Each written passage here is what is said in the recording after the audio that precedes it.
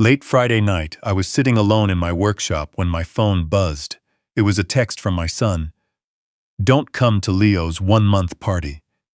The guest list is all business associates. You'd just be awkward here. No apology. I dialed his number immediately. He didn't pick up. I left him a 3-word voicemail. I get it.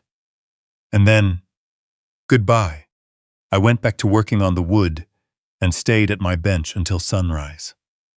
2 days later, my son called me back, his voice completely broken. It turns out they had just opened the latest issue of a national woodworking magazine. Welcome to a quiet, subtle turn of events. I appreciate you being here tonight. You tuning in from? Where in the world are you tuning in from? Let me know your city or country in the comments below.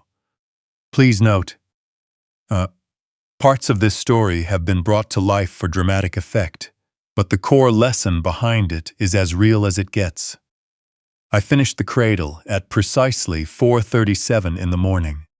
I knew the exact time because the old wall clock above my workbench had run 3 minutes fast for the last 6 years, and I had never bothered to adjust it. The dial said 4:40, which meant 4:37 in the real world.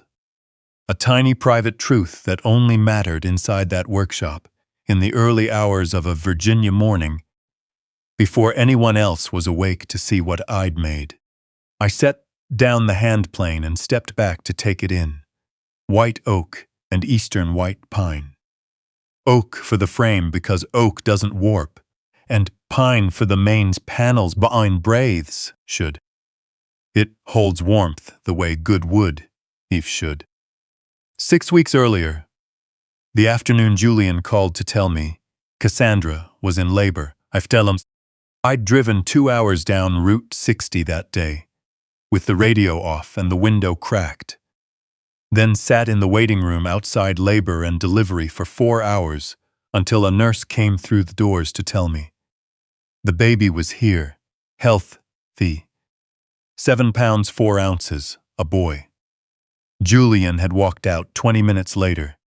He looked exhausted, but it was that bright, superficial tired of a new father, not the bone-deep kind. He shook my hand. Not a hug, just a firm, brief hand clap, the way you acknowledge a coworker you see twice a year. Leo, he had said. We're naming him Leo. That's a good name, I told him. You can come by next week, he said. We need a few days to settle in. I drove home along Route 60 with the radio off. When I got back to the workshop, I clicked on the lamp over the bench, pulled out my draft paper, and began calculating dimensions. I didn't let myself think about what I was doing or why I was doing it. I just drew the lines, pulled down the boards I'd been drying in the back corner for 2 years, and got to work. Arthur? Dorothy Calloway's voice made it through the workshop door before she did. Dot had lived in the yellow house next to my property for 11 years. Her husband, Gerald, passed away back 2019, and ever since she'd made a habit of walking over every morning with 2 mugs of coffee, one for herself, one for whoever happened to be in my shop. She never waited for an invitation. She pushed the door open with her shoulder, holding both mugs, and stopped short when she saw the cradle under the lamp. Oh, Arthur, her voice softened. She walked over, set my coffee down next to the piece, and ran a finger along the curved oak rail. You made this? Who else would made it? Don't tease me at 5 in the morning. She leaned down, examining the dovetails at the corners of the frame. Hand cut. No router.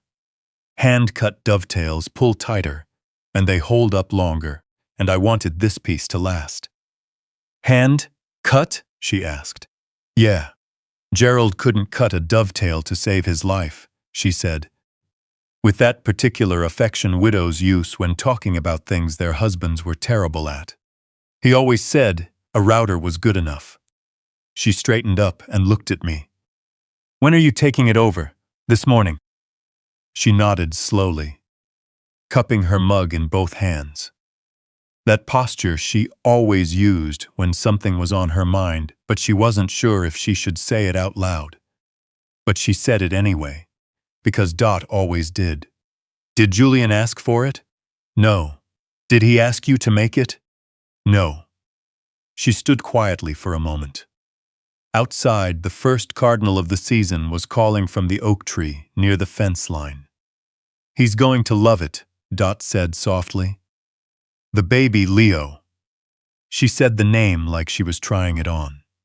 Leo's going to love sleeping in this. I picked up my coffee and drank it standing up, the way I do every morning. The cradle sat between us under the work lamp, smelling of freshly cut pine and the linseed oil I'd rubbed into the panels the night before. 4 coats rubbed down by hand between each one.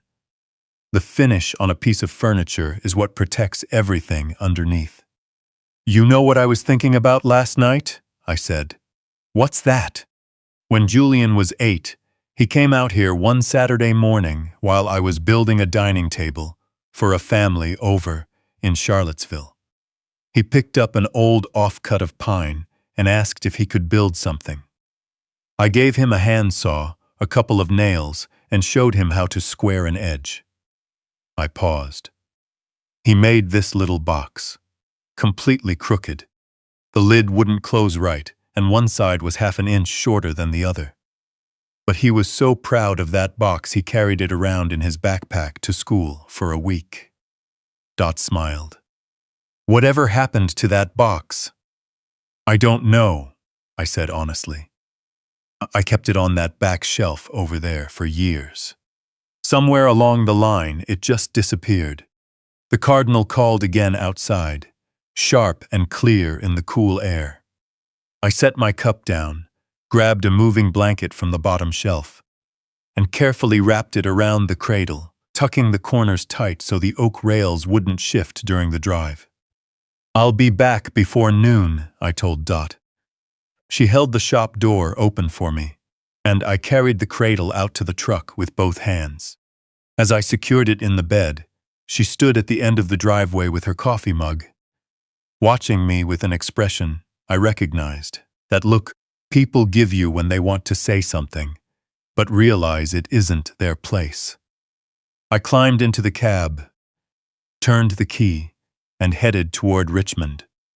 The cradle lay wrapped in the back, solid and steady, smelling of pine, oil, and 6 weeks of early mornings. In my chest, there was a quiet, unformed feeling. Not quite hope, not quite anxiety, just something waiting to decide what it was going to be. I drove east on Route 60 as the sun came up over the Virginia hills, telling myself the drive was nothing at all. Just a father bringing a gift to his son's house. Just a grandfather bringing something he made with his own hands for the boy who'd be sleeping in it. I'd been reassuring myself like that for a long time. I was good at it. I had plenty of practice. Julian and Cassandra lived in Westfield Hills, an upscale neighborhood west of Richmond, where the houses sit behind manicured hedges, set back from the street, with herringbone, brick driveways. I'd been there twice before. Once when they moved in 18 months ago, and once at Christmas. When I stayed 40 minutes and left with a tin of cookies, Cassandra had clearly bought from a bakery and wrapped in foil to make them look homemade. I hadn't said anything about it. It wasn't worth bringing up. I parked the truck on the curb instead of pulling into the driveway. Driveways are for guests who are expected. Julian answered the door on the second knock. At 9 o'clock on a Saturday morning, he was already wearing a collared shirt, which told me he was either expecting company or had become the kind of man who dressed like he was expecting company at all times. He looked at me first. Then his eyes drifted past me to the truck. then to the shape under the moving blanket in the bed. "Dad," he said, using that tone people use when they're buying time to think. "I didn't know you were coming by." "I called on Thursday," I said. "You didn't pick up." "Work's been crazy." He stepped back to let me in. "Not all the way, just enough." "What's in the truck?" "Something for Leo. I'll bring it in." He followed me out to the truck and watched as I lifted the cradle out of the bed, wrapped in its blanket. It was heavier than it looked. Solid oak frame, the kind of weight that means built to last. I carried it up the front walk, through the entryway, and set it down on the marble floor before pulling the blanket away. The cradle sat in the light of the foyer, the light white oak frame and pine panels glowing with a warm honey tone. The curved rockers were steam-bent. I'd had to do them 3 times because the first 2 cracked, and I'd restarted without telling anyone. The dovetails at the 4 corners were tight and clean. The finish caught the light the way proper oiled wood does. Not glossy, just deep, like something that had taken its time. Julian looked down at it. I watched his face do that quick math, the slight tightening around his eyes, the set of his mouth that he'd had since he was a teenager whenever he ran into something he had to navigate carefully. "You made this," he said. "Yeah." "By hand?" "That's usually how I do it." He crouched down and examined one of the dovetail corners. For half a second, something familiar crossed his face. The same expression he had at 8 years old. Standing in my shop with a crooked pine box, looking at something his own hands had made, feeling that quiet pride of creating something real. Then the moment passed. He stood up, and the calculation came back. "Dad, it's really beautiful work. It really is." He put his hands in his pockets. "It's just that Cassandra's parents already furnished the nursery. The crib was ordered through an importer in New York. Italian maker, solid beechwood." He paused. "It doesn't really fit the aesthetic of the room." I looked down at the cradle. Then I looked at my son. "Doesn't fit the aesthetic," I repeated. "I'm not trying to discount the thought," he said, his voice taking on that careful, practiced tone men use when they've rehearsed a conversation. "It's just that everything in Leo's room is coordinated. Cassandra spent months on it. If I bring in something," he paused, searching for the word, "different, it's going to cause a situation I don't really need right now." Cassandra appeared at the top of the stairs then. She was dressed in an off-white blouse and dark trousers, her hair pulled back neatly. The way she looked at the cradle was the way people look at something that's already been decided against. Her gaze moved from the wood to me, and she offered a smile that was technically polite. "Arthur," she said, coming down the stairs. "We weren't expecting you." "I should've called ahead," I said. "Brought something for Leo." She glanced at the cradle again. "That was very sweet." She touched Julian's arm lightly, a gesture I recognized as a cue. "Honey, maybe we can put it in storage for now, until we figure out where it makes sense." Julian nodded right away, relieved to be thrown a lifeline. "Yeah, absolutely. We have space in the basement storage area. It'll be completely safe down there." I almost said something right then. I felt the words lining up behind my teeth. Not angry words, just facts. I wanted to tell him that the rockers were steam-bent 3 times because the first 2 split, that the finish took 4 coats and 12 hours of hand buffing. That white oak doesn't warp under humidity the way beechwood does, which meant this cradle would outlast that Italian import by 40 years. I wanted to tell him that I'd sat in a hospital hallway for 4 hours the night Leo was born, and this was the only way I knew how to process that kind of feeling. But I didn't say any of it. There's a kind of silence that isn't surrender. It's conservation. By the time you're 68, you learn which words take root and which ones just land on the floor between you and another person, draining energy without changing a single thing. I'd learned that a long time ago. I just didn't always practice it. Basement's fine, I said. Julian carried the cradle downstairs himself. A gesture that felt like a mix of courtesy and guilt, probably a bit of both. When he came back up, he adjusted his collar. "Do you want a cup of coffee?" he asked. "No, I'm good. Leo's sleeping, but you can." "I don't want to wake him," I said, picking up the moving blanket from the floor and folding it under my arm. Just wanted to drop it off. Cassandra stepped toward the kitchen, resting one hand on the doorframe. "It was good to see you, Arthur," she said pleasantly. "You too," I said, because there wasn't anything else logical to say. Julian walked me to the door. On the porch, he reached into his back pocket and pulled out a folded check. He handed it to me without any hesitation, and that was the part that stuck with me afterward. The way he offered it felt completely routine, like the natural end to a transaction. "Get yourself something nice," he said, "for the materials and the time." I looked at the check, then at my son's hand holding it out. His fingers were steady, which told me he'd thought about this moment beforehand and prepared for it, which meant the check wasn't an impulse. It was a planned move. "Keep it," I said. "Dad, take it." "Julian." I stepped off the porch and walked back to the truck. I drove 2 blocks before pulling over to the curb.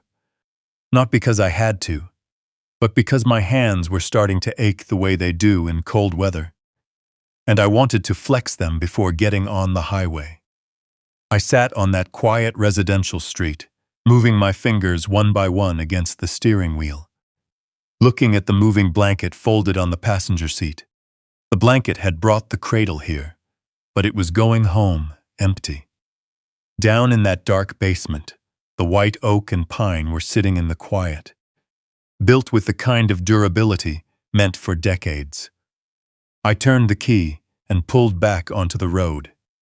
2 weeks passed. When you're 68 and live alone, time moves with a steady, unhurried weight, like water flowing down a wide, flat riverbed.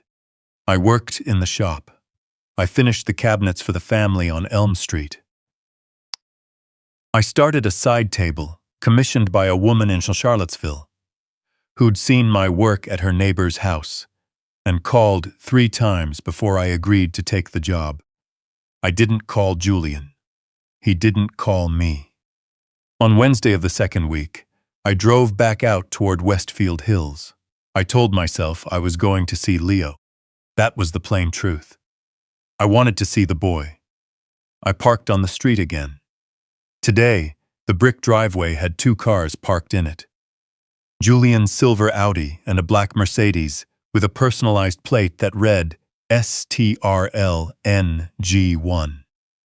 I didn't know what the plate meant at the time, though I'd find out soon enough.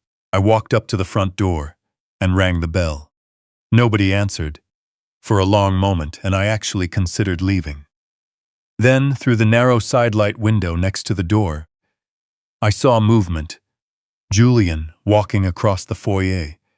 When he caught sight of me through the glass, he froze. An emotion crossed his face. So fast I might have thought I imagined it, if I were the kind of man given to imagining things. He opened the door about 4 inches. "Dad." His voice was low, tightly controlled. "You didn't call. I wanted to see Leo. Now isn't a good time." He looked back over his shoulder into the house. "We have company. I don't need to stay long," I said. 10 minutes. "Dad." This time the word was sharper, backed by an undercurrent of pressure. I said, "It's not a good time." I looked past his shoulder into the living room. Through the wide doorway, I could see part of the sitting area. A cream-colored sofa, a low glass table, and sitting in a leather armchair near the fireplace. A man I'd never seen before. He was sitting with his legs crossed, a crystal glass filled with amber liquid balanced on his knee. He looked about 60, broad-shouldered, meticulously groomed. The kind of man who treats his appearance as a professional requirement. He was looking down at his phone, not turning his head. On the hardwood floor next to his armchair was Julian's shoeshine kit, a wooden box he must have bought recently. Because I was certain Julian had never owned a shoeshine kit when he lived under my roof. And kneeling on the floor beside that box, holding a soft cloth in one hand and a can of dark polish in the other, was my son. When I rang the doorbell, he had been down on his knees. He'd walked across the foyer to open the door, and now he had to get back to it. Because the man in the armchair hadn't reacted to the interruption at all, clearly expecting things to proceed without delay. I stood on the porch, looking at my son's face, taking in the full picture during a long, silent second. It was like finally understanding a woodworking flaw when you realize the grain was running the wrong way all along. The man in the chair was Richard Sterling, Julian's father-in-law. The man whose daughter Julian had married. Apparently, Julian had decided that keeping this man's approval was worth kneeling on a hardwood floor. "You should get back inside," I said. My voice came out much steadier than I expected. "Don't let me disrupt things." Relief flashed across Julian's face, so quickly it was painful to watch. "I'll call you this week, Dad. I promise. We'll set up a proper visit." "Sure," I said. "And Dad," he lowered his voice even further, down to a whisper, "please don't mention you stopped by. It'll just make things complicated right now." I looked at my son for a moment. 38 years old. He had my mother's eyes and his mother's chin. Somewhere deep down, that 8-year-old boy was still there. The one who'd carried a crooked pine box in his backpack for a whole week, proud of what he'd made with his own hands. I looked for a trace of that boy in his face, but I couldn't find it. "I won't mention it," I said. Julian gave a quick, grateful nod and gently closed the door. I walked down the porch steps. My left knee had been acting up since February, stiffening in cold weather. It's the kind of thing you ignore until you have to pay attention to it. I felt every single step on the way down. At the bottom, I stopped and turned. Not toward the house, but toward my truck. As I pulled open the door, I caught my reflection in the side window. An old man in a canvas jacket, standing on a quiet street in Richmond, looking at himself in the glass under the pale afternoon sun. I climbed in and sat there. The engine ticked softly in the cold air.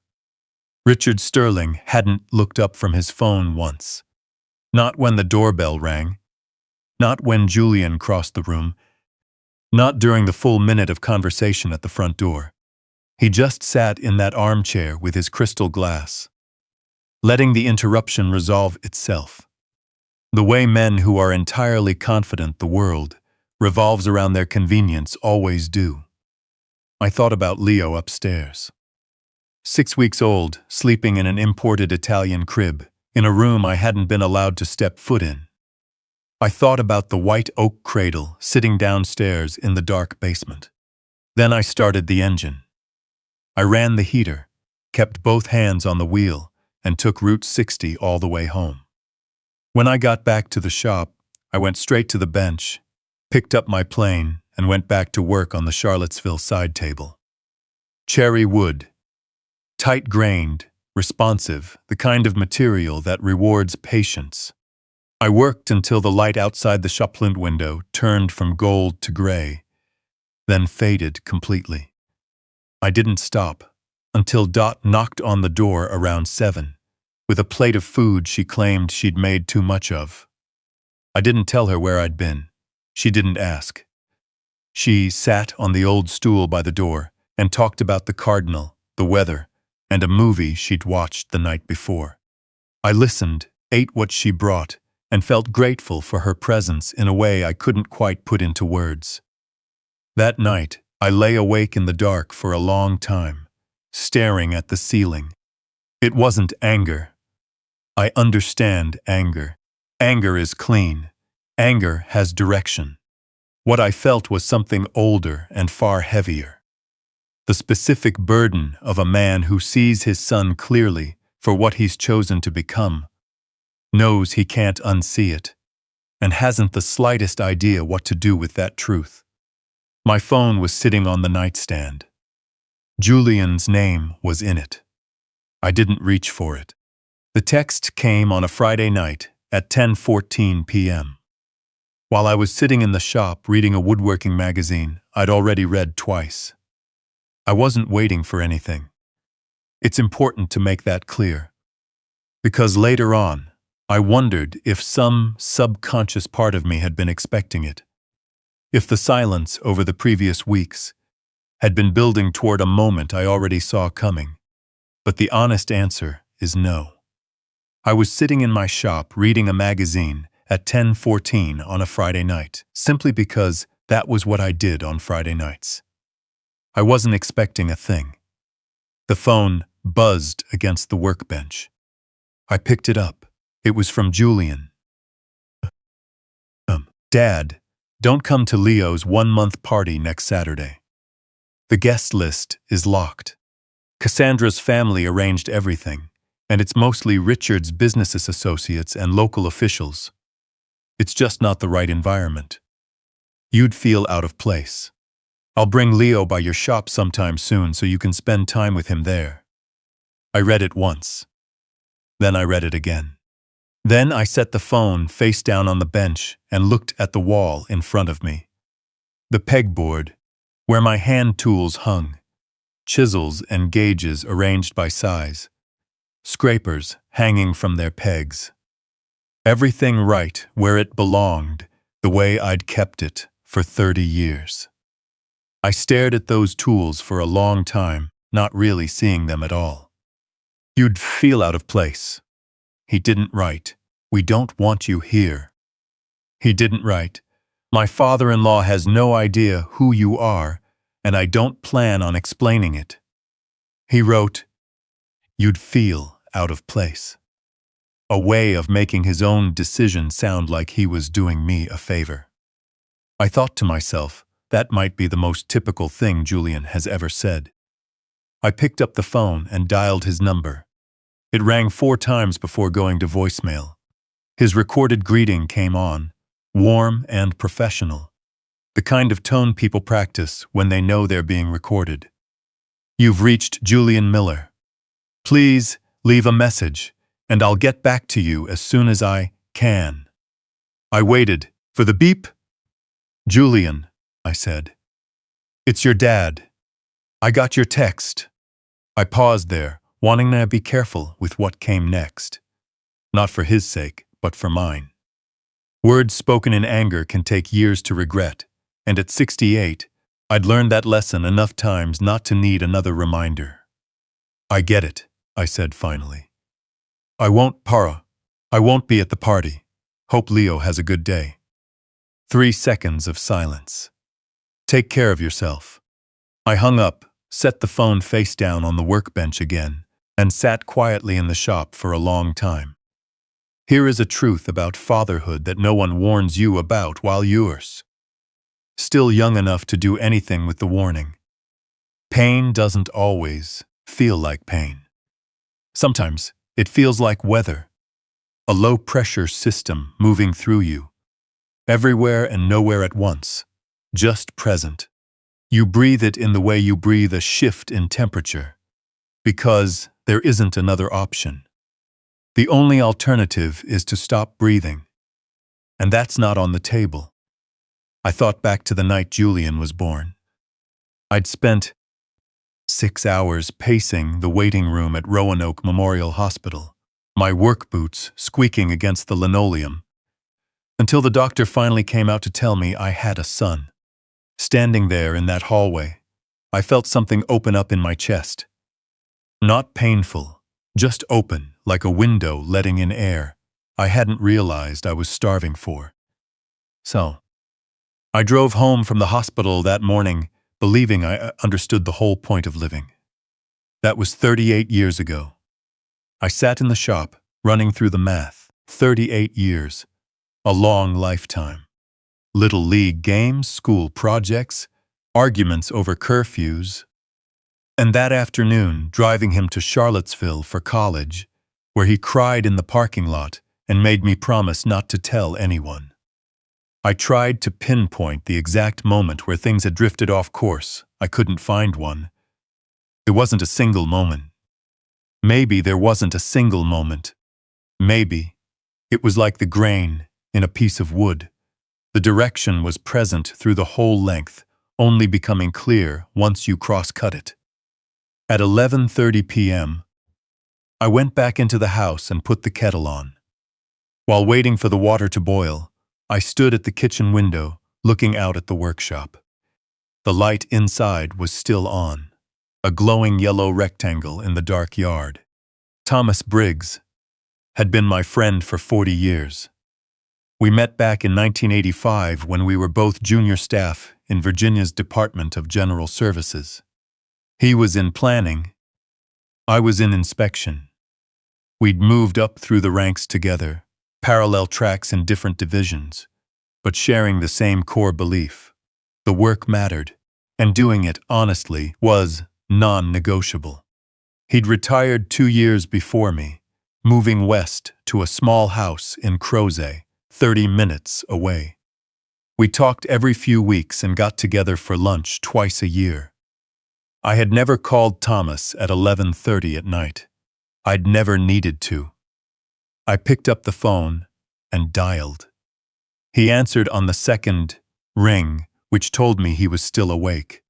That was Thomas, keeping the same hours as me, the sleep schedule of men who'd spent decades on call and never quite unlearned the habit, even after there was nothing left to be on call for. Arthur, his voice was clear, no trace of sleep. "What's going on?" "Nothing urgent," I said. "Though, that wasn't entirely accurate. I need you to come by the shop tomorrow morning. Bring your briefcase." A brief pause. Thomas had known me long enough to understand what it meant when I asked him to bring his briefcase. "What time?" he asked. 9. "I'll be there." He didn't ask a single extra question. That's what 40 years of friendship gets you. Enough shared history that certain requests don't require explanation. He knew I'd lay it out in the morning, and he could tell from my voice on a Friday night that whatever had happened, it was serious enough that I'd already made up my mind. I hung up, poured my tea, and stood at the window a bit longer, watching the shop light against the dark. It was dead quiet outside. No wind, no cars on the road.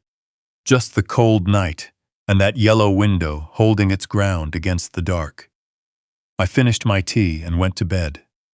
Sleep took a while to come. But when it did, it was clean. The kind of rest that only comes after a decision has been made and the path forward is set. Tomorrow, Thomas would arrive with his briefcase. For now, that was enough. Thomas Briggs arrived at 9 o'clock sharp, the way he did everywhere he went. I'd already brewed a pot of coffee and cleared off the workbench. He pulled up in the old Subaru wagon he'd driven for 11 years. Because Thomas was the kind of man who stuck with something reliable once he found it. And walked into the shop holding his leather briefcase in one hand and a paper bag from the bakery in Crozet in the other. "Picked up muffins on the way," he said, setting the bag on the bench. "Blueberry. Don't fight me on it." I had no intention of fighting him. He looked around the workshop, taking inventory the way he always did, checking that everything was right where it belonged. Then his eyes settled on me. Thomas didn't look at you with judgment. He looked with total focus. After 40 years in state government, 31 of those in senior management, he developed a sharp eye for seeing things as they were, without adding anything that wasn't there. You look like you slept 4 hours, he said. 5, I replied, give or take. He pulled a stool up to the bench and unlatched his briefcase. Tell me what happened. I told him everything. The cradle, the basement storage, the second visit, Julian on his knees on the hardwood floor, and the text at 10:14 on Friday night. I laid it out the way I lay out most things, without dramatic flourishes, just stating the facts in order, because usually the facts speak for themselves. Thomas listened without interrupting. When I finished, he sat quietly for a long moment, his hands resting flat on his briefcase. How long has it been like this? He asked. It's gotten worse over the last 2 years, I said, since he married Cassandra and moved into that house. But the direction was set a long time ago. Thomas nodded. He reached into his briefcase and pulled out a legal pad and a pen. All right, he said. Tell me what you want to do. What I wanted to do was straightforward, though the logistics required care. Under Virginia law, a person can modify or revoke a legal arrangement at any time, provided they're of sound mind and the paperwork is properly witnessed and notarized. I was of sound mind. And Thomas, though he'd left private law practice early on to move into public administration, had kept his license active out of what he called professional stubbornness. My goal was clear. I wanted to set up a revocable living trust, with Leo as the sole beneficiary. A trust was the right path because it takes effect immediately, bypassing the long public court process of probate where assets can be tied up or contested. More importantly, for my purposes, a trust meant Julian would have no legal authority to manage or access those funds. I appointed Thomas as the trustee, legally responsible for managing and distributing the assets according to my instructions until Leo turned 25. The trust would be funded primarily by the savings account I'd maintained for 30 years, currently holding $212,000, built up from decades of state salary, carefully managed and left untouched. Julian had no idea the account existed. I'd never seen a reason to bring it up before, and now I was glad I hadn't. You understand, Thomas said, writing as he spoke, that once this document is executed, Julian has no claim on these assets. Not now, not after you're gone, not under any circumstances, unless he wants to challenge it in court, which he won't win. I understand. Are you sure? I picked up my coffee cup. I've been sure since 10:15 Friday night. Thomas looked at me over his reading glasses, the half-moon pair he had started wearing 3 years ago, and complained about regularly. I'm not going to try to talk you out of it, he said. I just need to ask once. You asked. The answer is yes. He wrote for a while. Outside, the morning was bright and cold. Typical Virginia weather in March, full of sunshine that didn't do a thing to take the edge off the chill. I refilled our coffee, ate a blueberry muffin, and watched Thomas work. The pen made a familiar scratching sound against the legal pad, pausing occasionally while he tapped the paper twice. An old habit when he was figuring out the exact legal phrasing. By 10:45, he had drafted the documents, a revocable living trust, naming Leo Alexander Miller as the beneficiary, with Thomas Briggs as the trustee. He took me through it section by section, the asset schedule, the distribution terms, and the conditions allowing funds to be used early for Leo's education or healthcare before he turned 25. He explained every clause in plain language before asking me to confirm I understood. That was how Thomas always worked. He believed that if a person didn't fully grasp a document, they hadn't really signed it. I understood all of it. I signed both documents, and Thomas signed as the witness, making plans to finalize the notarization at his Crozet office on Monday morning. When we were done, he packed the papers back into his briefcase, snapping the latches shut with a solid, decisive click. We sat in silence for a moment, sipping our coffee. The workshop was quiet except for the birds outside and the occasional creak of the old building settling in the morning cold. Thomas set his mug down and looked toward the far corner of the room. The white oak cradle was sitting against the wall, the faint impression of the blanket straps still visible on its rails. He stared at it for a long time. "That cradle," he said. "Yeah. Leo would have slept well in that," Thomas remarked. "White oak doesn't warp. I laid white oak floors in my kitchen 12 years ago, and they haven't shifted a millimeter." "I know," I said. He stood up and picked up his briefcase. I walked him to the door, and we shook hands at the threshold. Firm, brief, two men who'd been shaking hands for 40 years and didn't need to make a fuss over it. "Call me if you need anything," he said. I nodded. He walked to his Subaru and drove off. After his car disappeared down the road, I stood in the doorway for a minute, looking at the quiet street before turning back inside. On the workbench, the paper bag still had 2 blueberry muffins Thomas hadn't eaten. Next to it was the morning mail, which the carrier had slipped through the door slot like every Saturday. Right on top of the pile was a magazine I didn't subscribe to and hadn't requested. It was a glossy magazine focused on architecture and urban planning, the kind of industry publication that only circulated in professional circles. I picked it up absent-mindedly, the way you pick up anything unexpected that lands in front of you. Then I caught sight of the cover photo, and I stopped cold.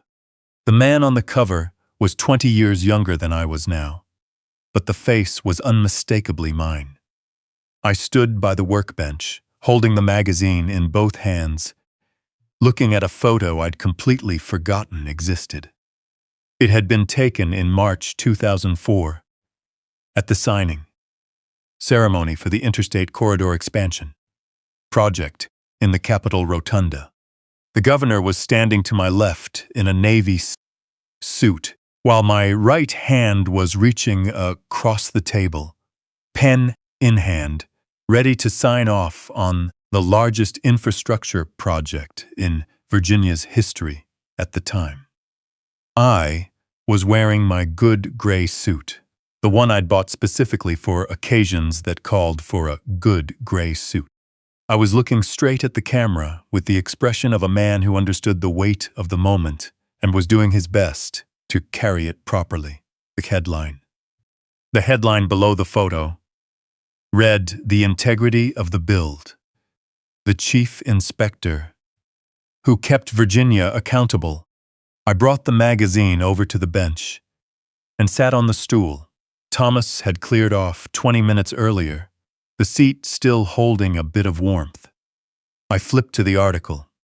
It ran 11 pages, packed with photos I remembered and a few I didn't. Job sites, official ceremonies, and a copy of a commendation letter from the governor's office I hadn't realized anyone had kept. The writer had interviewed former colleagues, contractors whose projects I'd approved, and at least 2 developers whose projects I'd rejected. A touch of journalistic fairness, I supposed. The core message of the piece was simple. Over 27 years as a state inspector, and eventually as Virginia's chief building inspector. Arthur Miller had never approved a project that didn't meet code, and he had never accepted a kickback, gift, or favor to look the other way. They presented it as something remarkable. I'd always just viewed it as doing the job I was paid to do. I read for about 20 minutes before closing the magazine and setting it down next to the bag of muffins. The workshop was dead quiet. Outside, the cardinal had returned to the oak tree, singing with total focus, completely unconcerned with who might be listening. At 12:45, I was still sitting there when Dot knocked on the shop door. She was carrying 2 coffee mugs, her face showing she'd decided something was going on and was determined to figure it out. She pushed the door open, but stopped in her tracks when she saw the magazine on the bench. She walked over, set the mugs down, and picked it up. She stared at the cover photo for a long moment without saying a word. An unusual silence for Dot that spoke volumes. "This is you," she said. "Yeah, 20 years ago. Give or take." She opened the magazine, scanning the headline and looking over the photos inside. Her reading glasses were hanging from a chain around her neck, and she put them on automatically. The unconscious habit of a woman who considered glasses part of her thinking process. "Chief Building Inspector for the Commonwealth of Virginia," she read aloud. Then she looked up at me over her frames. "Arthur, you told me you worked in state administration." I did work in state administration. When most people say state administration, they don't mean this. "I know," I said. She set the magazine down carefully, taking her time the way people do when buying a moment to gather their thoughts. She picked up her coffee mug, cupping it in both hands. Outside, the cardinal let out one sharp call and then went quiet, as if waiting to see what would happen next. "Does Julian know?" she asked. The question landed with heavy weight in the room, something that had to be put into words before either of us could address it. "No," I said. "Does anyone in his life know?" "Thomas knows. A few people I worked with know. Nobody in Julian's circle." I picked up my mug.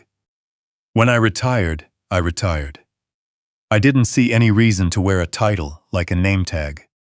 Dot looked at me with the expression she uses when she thinks I'm playing dumb on purpose. "The point is," she said, "your son thinks you're a retired carpenter. I am a retired carpenter. Among other things, Arthur." "Dot." She let out a sound that was half sigh, half law. The tone of a woman who knows you well enough to recognize an argument that isn't worth having.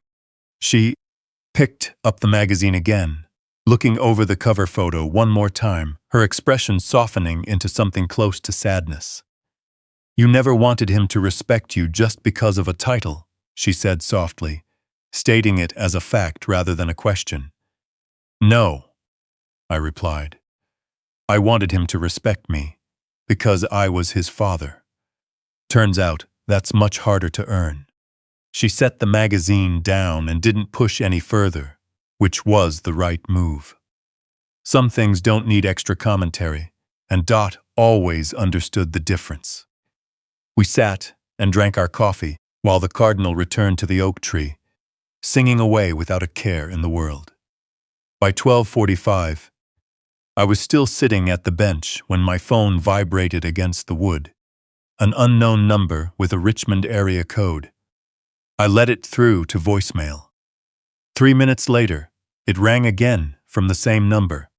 Then a third time. Then came a caller ID I recognized. Julian's cell phone. I turned the phone face down on the bench. Dot watched me do it, not asking who was calling. She looked at the phone, then looked at me, her jaw tightening slightly as she swallowed whatever comment she had in mind. "I'm going to make some lunch," she said, changing the subject. "You need to eat something." All right, I said. She picked up the empty mugs and walked toward the door. Before stepping out, she paused with her hand on the frame, taking a quick look around the room. The magazine on the bench, the phone laying face down next to it, and the white oak cradle sitting in the afternoon sun in the corner. "Whoever's calling," she said quietly.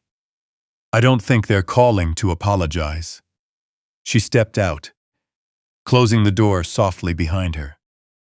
I sat alone in the workshop with the magazine open to the photo of my younger self, while the phone vibrated against the wood once more.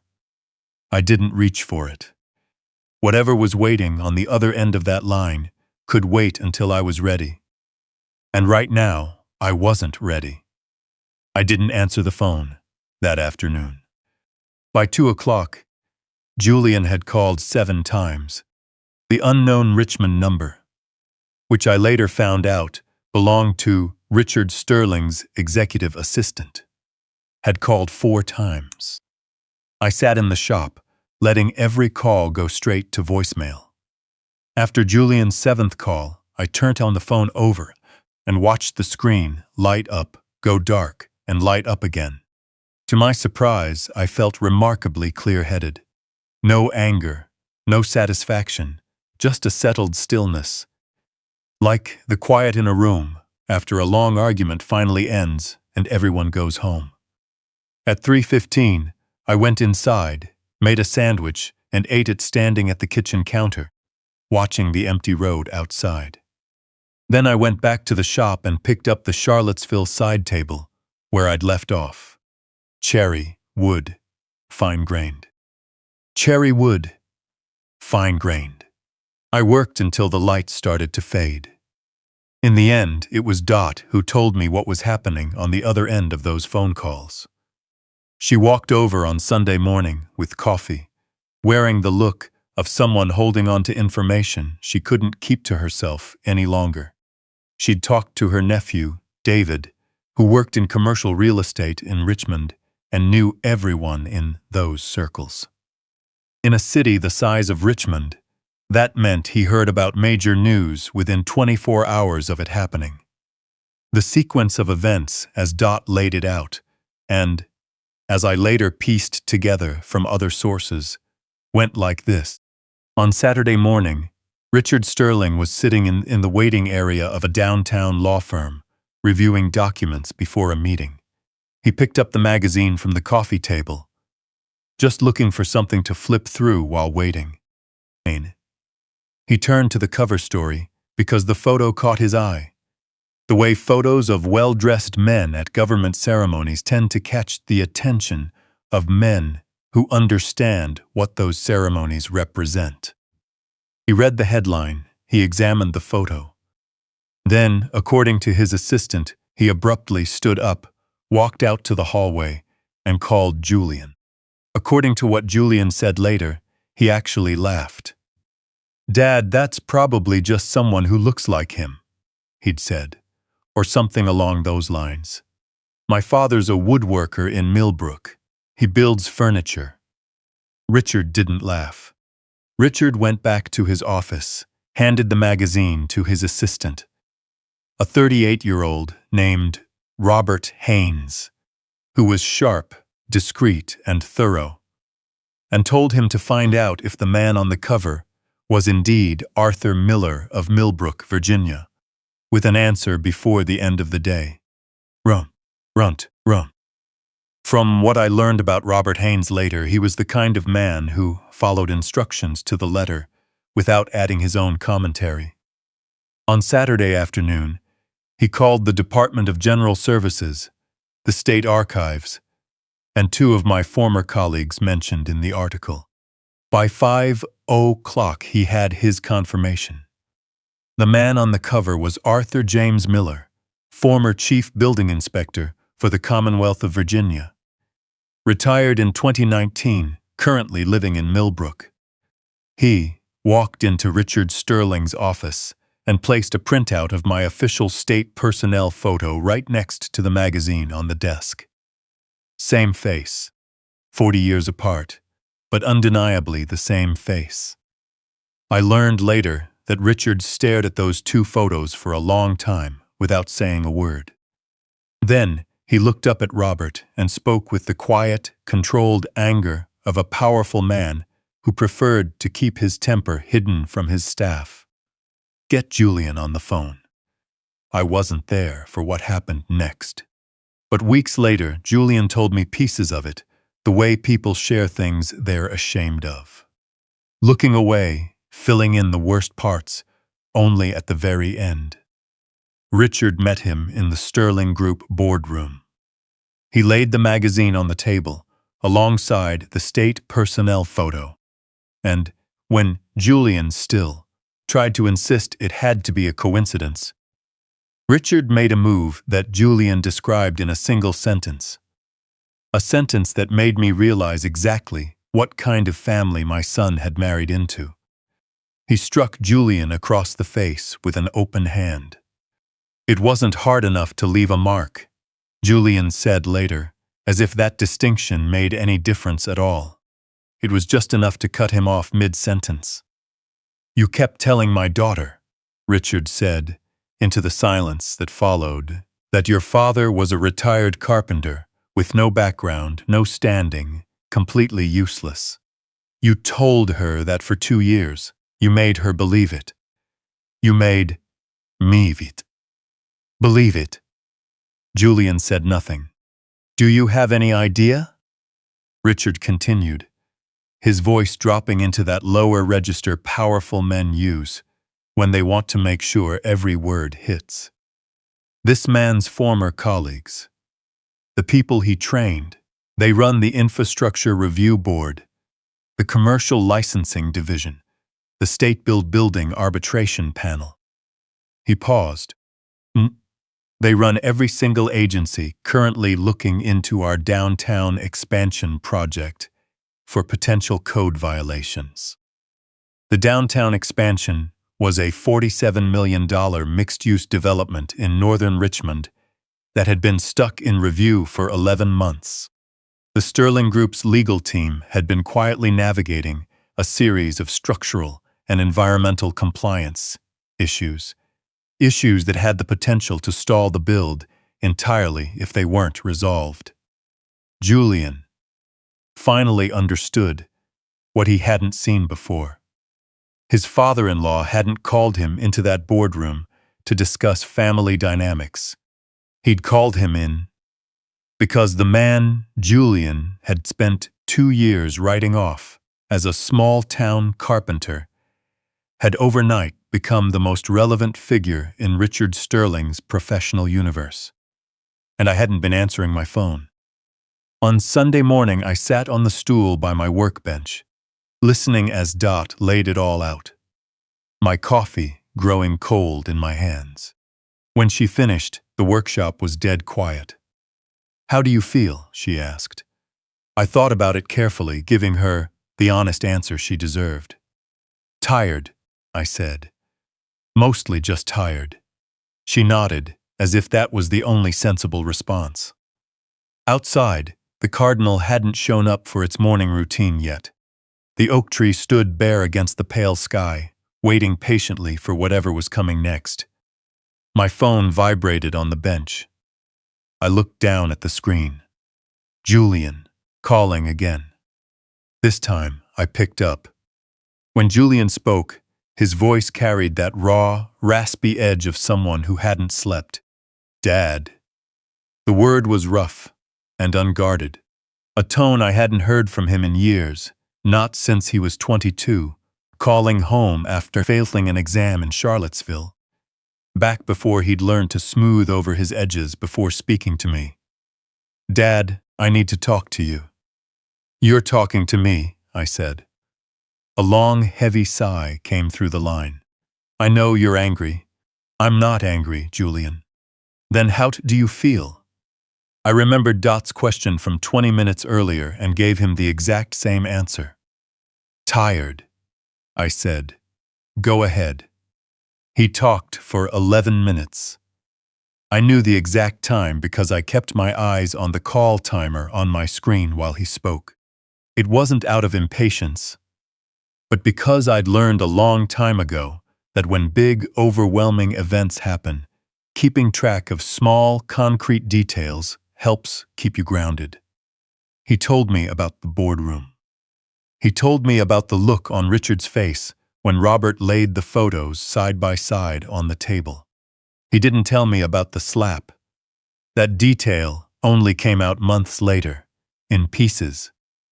But what he did share was enough for me to picture the entire scene.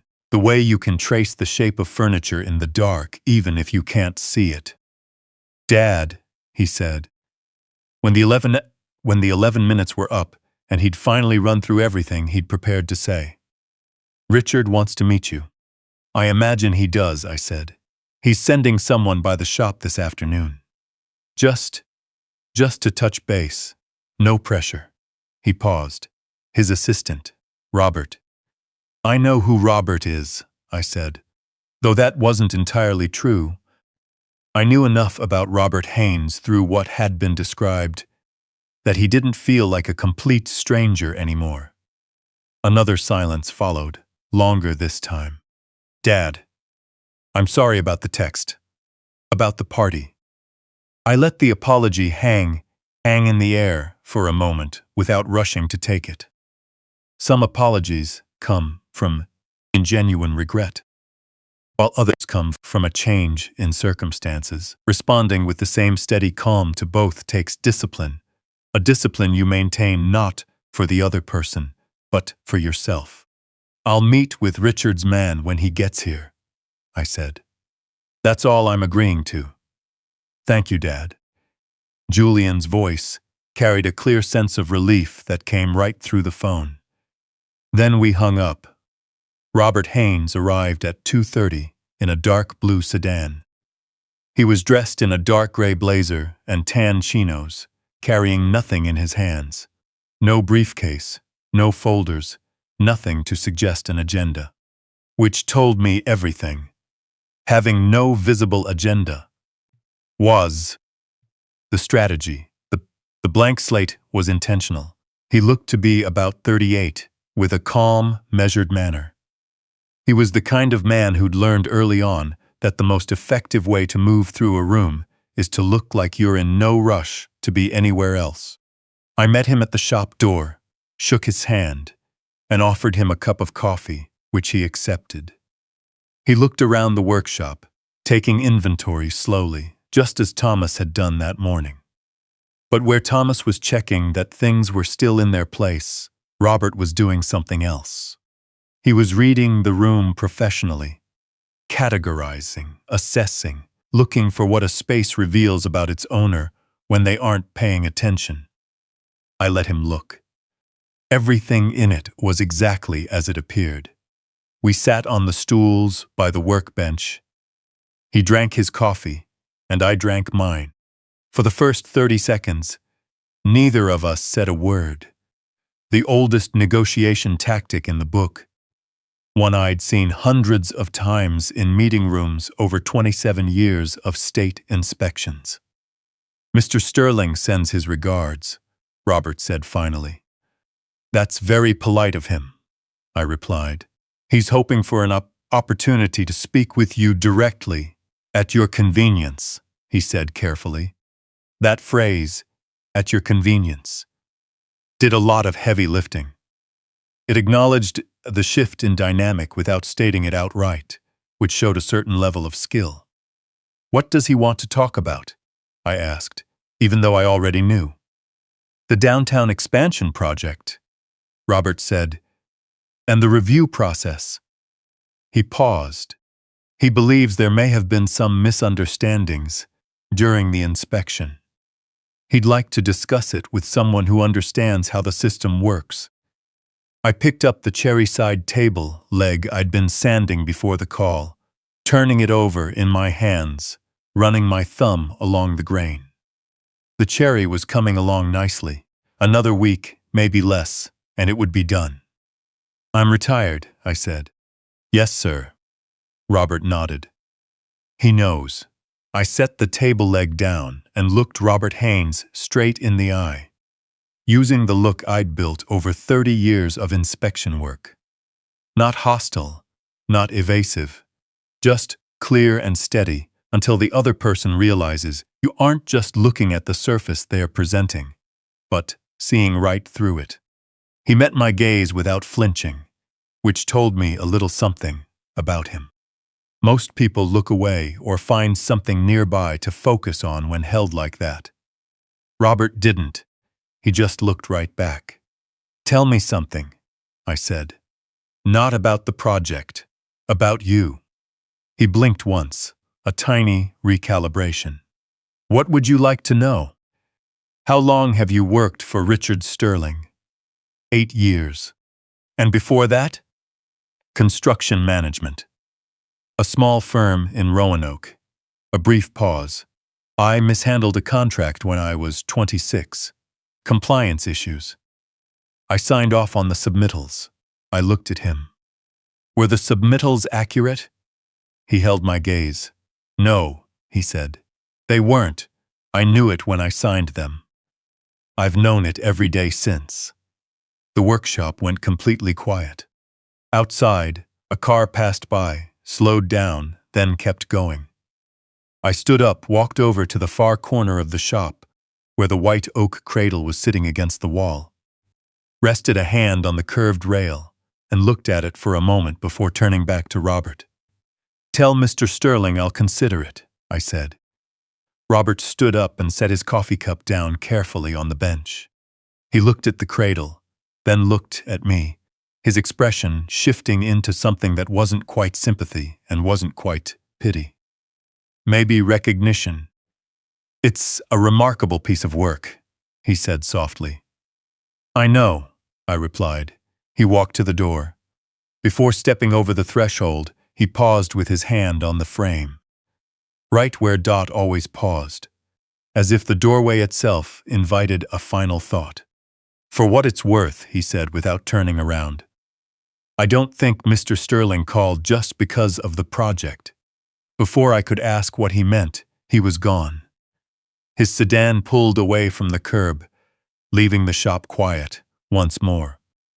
The afternoon sun moved slowly across the cherry wood on the bench, warm and unhurried, completely indifferent to what had just taken place in the room. About 40 minutes after Robert's car pulled away, I heard another vehicle pull up outside. I didn't need to look up to know it was Julian. After 38 years, as a parent, you learn to recognize specific sounds. The particular way a person closes a car door, the distinct rhythm of a pair of shoes walking across the gravel. Even now, after everything, my body knew it was my son before my mind could form a thought about his arrival. He knocked twice and pushed the door open without waiting for an answer. The same habit he'd had as a boy, proving that when people are rattled enough to forget they're adults, they fall back on old patterns. He looked worse than he'd sounded on the phone that morning. His collar was undone, his jacket rumpled. That specific kind of creased that comes from rushing to get dressed and wearing the same clothes through a long, difficult day. His eyes were bloodshot. Not from crying, I guessed, but from spending hours trying to keep up appearances in front of people. He felt he had to impress, only to find the effort far more exhausting than he'd anticipated. He stood at the shop door, looking at me across the workbench. For a second, neither of us moved.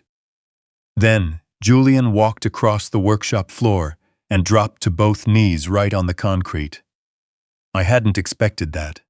Even knowing what I knew, even after hearing Robert describe the stakes for the Sterling Group, I hadn't pictured my 38-year-old son kneeling on my workshop floor the way he used to as a child when he'd broken something fragile and was trying to minimize the fallout before I noticed. The gesture was so raw, so stripped of defenses, that it took me a moment to process it. In that second, a feeling surfaced in my chest that I didn't entirely welcome. Not softness itself, but the memory of softness, the ghost of an emotion I'd spent weeks carefully setting aside. Dad! His voice cracked on the word, with no trace of rehearsal. Dad, I'm sorry. I'm so sorry. I set my scraper down, looking at my son kneeling on the concrete. He said, his hands pressed flat against his thighs, a posture people take when they're trying to keep themselves from shaking. Get up, Julian, I said. I need you to listen to me first. I'm listening. Get up. He stood up slowly, the way a man whose knees hurt and whose pride hurts even more stands up. He stood before me, hands hanging at his sides, and began to speak. He spoke for a long time, far longer than the 11 minutes on the phone that morning. Longer and much less organized. The words tumbled out in a jumble, like pressure that had built up behind a closed door for years, finally breaking through when the latch gave way. He talked about Cassandra. He talked about Cassandra, and about the first year of their marriage. A year during which Richard made it quietly, continuously clear that Julian's standing in the family depended on his ability to present himself as a man of stature. A man with the right background, the right connections, and the right family. So he spoke about the shame. He actually used the word shame. He felt whenever people in Cassandra's social circle asked what his father did, and he'd answer, carpenter. Watching their faces adjust into polite, subtle shifts, because the answer wasn't what they were hoping to hear. I told myself it didn't matter what I said. Julian's voice faltered. I told myself you didn't care about what people thought, that it wouldn't hurt you because you'd never know. I knew, I said. He flinched. I know you knew. I'm telling you this so you understand why I did it. I'm not asking you to excuse it. I need you to understand that I'm not the person I've been acting like. I need you to know that. The boy was still in there somewhere. I could see him. I just wasn't sure if that was enough anymore. Julian, I asked, why are you here? He blinked. To apologize. Are you here to apologize? Or are you here because Robert went back and told Richard I said I'd consider it? And Richard sent you because he figured a son on his knees could accomplish what a professional lobbyist couldn't. The question settled in the room like a stone dropped into still water. Julian's jaw tightened. For a moment I thought he'd argue, deny it, or give me a version of events that made him look better than the question implied. He'd always been skilled at that, finding an angle that positioned him as the sympathetic figure in his own story. But he didn't do that. He looked down at the concrete floor between us and said, both. I'm here because I'm truly sorry, and I'm here because that's where things stand. And I'm not going to pretend otherwise. Not to you. That was the most honest statement my son had made to me in 2 years. Maybe longer. I sat in silence for a moment, turning his words over in my mind the way I turn a piece of wood over before making a cut, examining the grain, looking for weaknesses, finding where it might split under pressure. I'll go to the party, I said. Julian let out a sharp breath that sounded almost like a gasp. Dad, I'm coming for Leo's 1-month party. I raised a hand to cut off whatever he was about to say next. But I'm coming for Leo. Not for Richard, not for the downtown project, and not for you. Do you understand the difference? Julian nodded quickly, hard, the nod of a man willing to agree to almost anything in the moment. And one more thing, I added. He waited. I'm coming as myself. I'm not performing for Richard Sterling's benefit. I won't be making calls, pulling strings, or having conversations that serve his interests. I will walk through the door, give my gift to Leo, and conduct myself the way I always have. That's the full extent of what I'm agreeing to. I understand, Julian said, his voice quiet now in a different way. Not the quiet of relief, but the quiet of a man who's just heard a truth about himself and doesn't quite know what to do with it yet. Go home, I told him. Get some sleep. You look terrible. At that, he almost smiled. Almost. He walked to the door, though he didn't pause at the frame the way Robert had, or the way Dot often did. He walked straight out into the late afternoon light. I heard him close his car door, in his own distinct way, and the engine start, the sound of his tires crunching over the gravel, fading down the road. I stood alone in the shop. On the bench, the cherry-side table leg was waiting right where I'd left it. Against the far wall, the white oak cradle still held its spot in the corner. Through the window, the light had turned to a deep bronze, that late March Virginia, gold signaling that the season had finally made up its mind. I picked up my scraper and went back to work. I put on the gray suit. The same suit I'd worn to the signing ceremony back in 2004, the one from the magazine photo.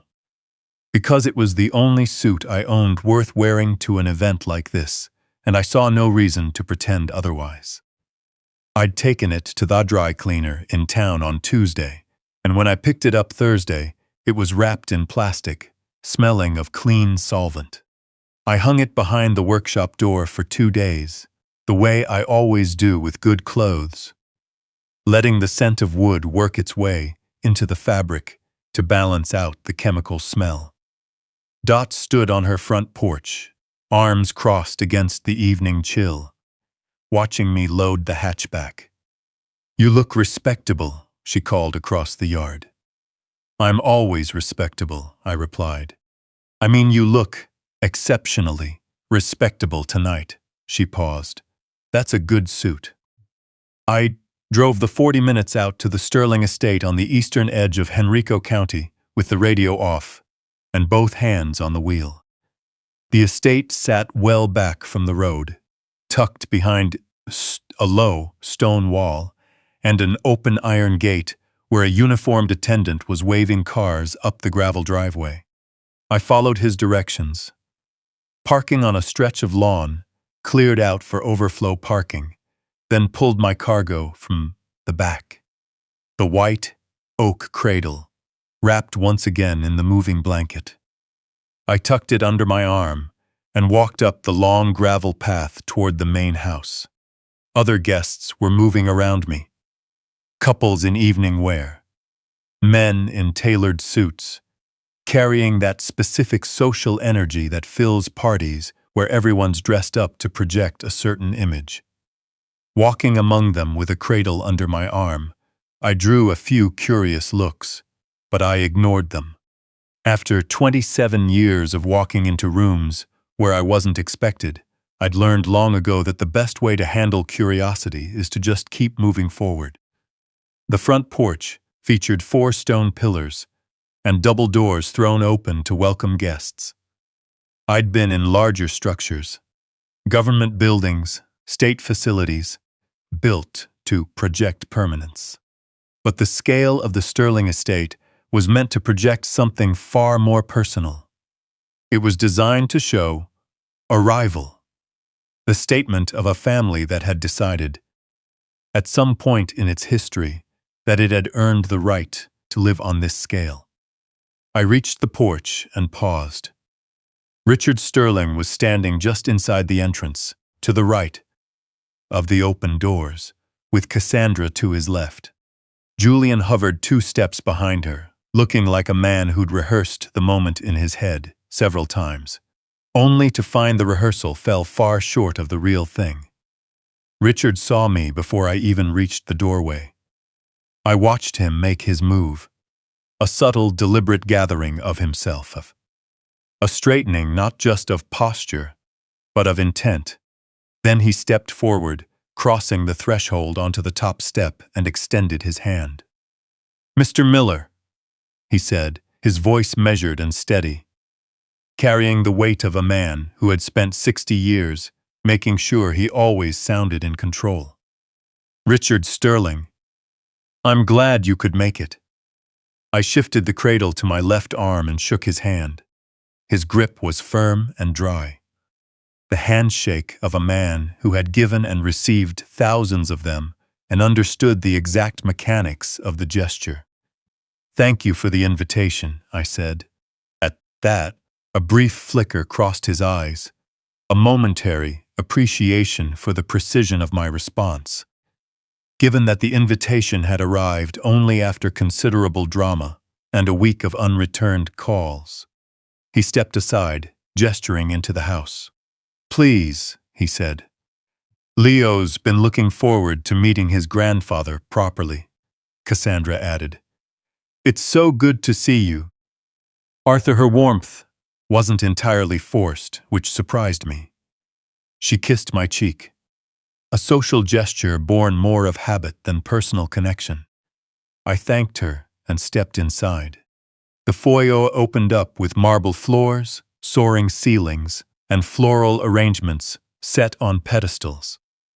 The kind of displays put together by professionals paid for their work, rather than out of any love for flowers. Through a wide archway to the left, the main reception room was already filled with about 80 guests. The soft hum of conversation, the clink of glasses, and a string quartet playing something familiar filled the air. Julian appeared at my elbow. Dad, he said, his voice low and tight. I can take you to a table if you like. I know how to find a table, I said gently. Go stay with your wife. He hesitated before stepping away. The right call. I carried the cradle slowly into the room, taking in the surroundings, take the roundings. I recognized 3 faces from my years in state government. A former city planning commissioner, a man who had served on the state infrastructure board, and over by the far window, holding a drink and looking, out of place in his tuxedo, Thomas Briggs. Not Briggs. Thomas caught my eye across the room and gave me a slight nod. 40 years of friendship condensed into a single gesture. Then, at a table in the far left corner, directly below the string quartet, sat a man I hadn't expected to see. He was a heavily built man in his 50s, wearing a dark suit that fit okay, though the shoulders were a bit large. The look men get when they've lost weight, but aren't sure if they'll keep it off. When I first spotted him, he was looking down at his phone. But as I watched, he looked up, and our eyes met across the room. Marcus Webb, the man whose project I'd shut down back in 2012. The man who had stood in a conference room, very much like this one, and called me a career-destroying bureaucratic tool, swearing he'd make sure I regretted that decision. He looked at me. I looked at him. I gave him the same slight nod I'd given Thomas, then turned my attention elsewhere. Whatever conversation Marcus Webb and I were going to have tonight, if we had one at all, would happen in its own time. Near the center of the room, Cassandra was moving through a group of guests holding Leo, who was dressed in white and resting against her shoulder. His dark eyes were scanning the room with the calm, impartial focus of someone encountering a large crowd for the first time, finding it neither above nor below expectations. I watched my grandson from across the room. At 8 weeks old, he was studying the string quartet with total concentration, like someone who'd just discovered sound existed and was figuring out what to make of it. I tightened my arm around the wrapped cradle and waited for my moment. I spent the first 40 minutes of the party doing what I'd done at large gatherings throughout my career, standing near the edge and observing. It wasn't out of shy retreat. In some versions of this story, an old carpenter stands alone at a wealthy gathering, feeling completely out of place. But that wasn't what was happening here. I'd attended dozens of events like this. state receptions, industry dinners, legislative ceremonies, where the point was less about celebrating and more about maintaining a social network. And I'd learned long ago that the edge of the room is where real observation happens.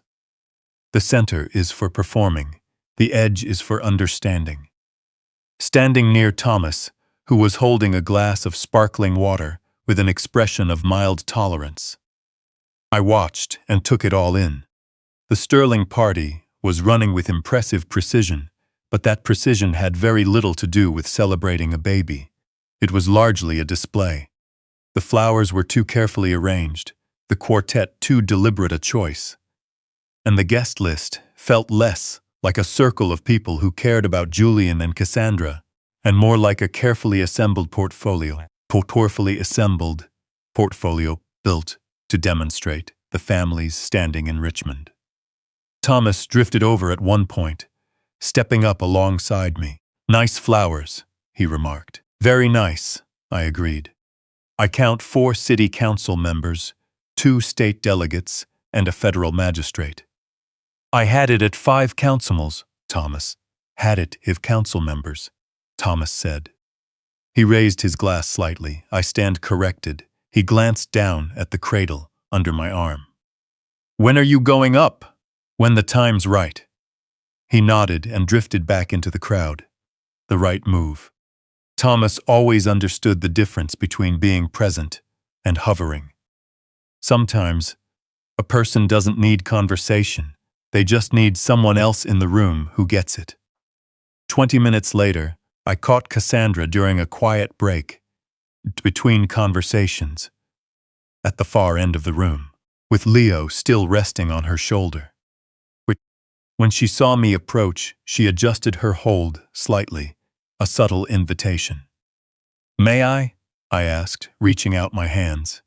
She hesitated for less than a second. That natural, protective instinct a mother develops when she's been managing who holds her baby, when, and under what conditions, before placing Leo into my arms. Leo was heavier than I'd imagined. Babies always are. It's something you forget in the long gaps between children. That solid, real weight of a tiny person growing from the inside out, gaining substance by the hour. He was wearing a white cotton onesie with blue stitching along the collar, smelling of that sweet, clean newborn scent, a sign of a life the world hadn't had a chance to mark yet. He looked up at my face, and I looked down at his. He had my eyes, my mother's eyes. Dark, set slightly wide, the kind of eyes that look straight at things without apology. In that quiet moment, a feeling moved through my chest that I hadn't felt in a long time. Something I couldn't quite put a name to even if I tried. Not pure joy, though joy was part of it. Not pure sadness, though sadness was there too. Something that held both, yet felt older than either. "Hello, Leo," I said softly. Leo didn't make a sound. He just kept looking at my face, studying me with the quiet concentration of someone gathering data on something new, holding off on a good sense. I thought that made good sense. I'd spent 27 years gathering data before reaching conclusions, and I'd always considered it the right way to operate. I held him for about 3 minutes before Cassandra stepped back over, her movement gentle. Mothers at parties always return like that. Not because anything is wrong, but because 3 minutes is usually the limit where the desire to hold their child again outweighs social protocol. I handed Leo back.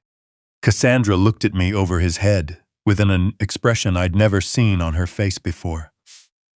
Something cautious, a little uncertain, like someone who had just recalculated a situation and wasn't quite sure what the new numbers meant yet. "He really likes you," she said, offering more than I'd expected.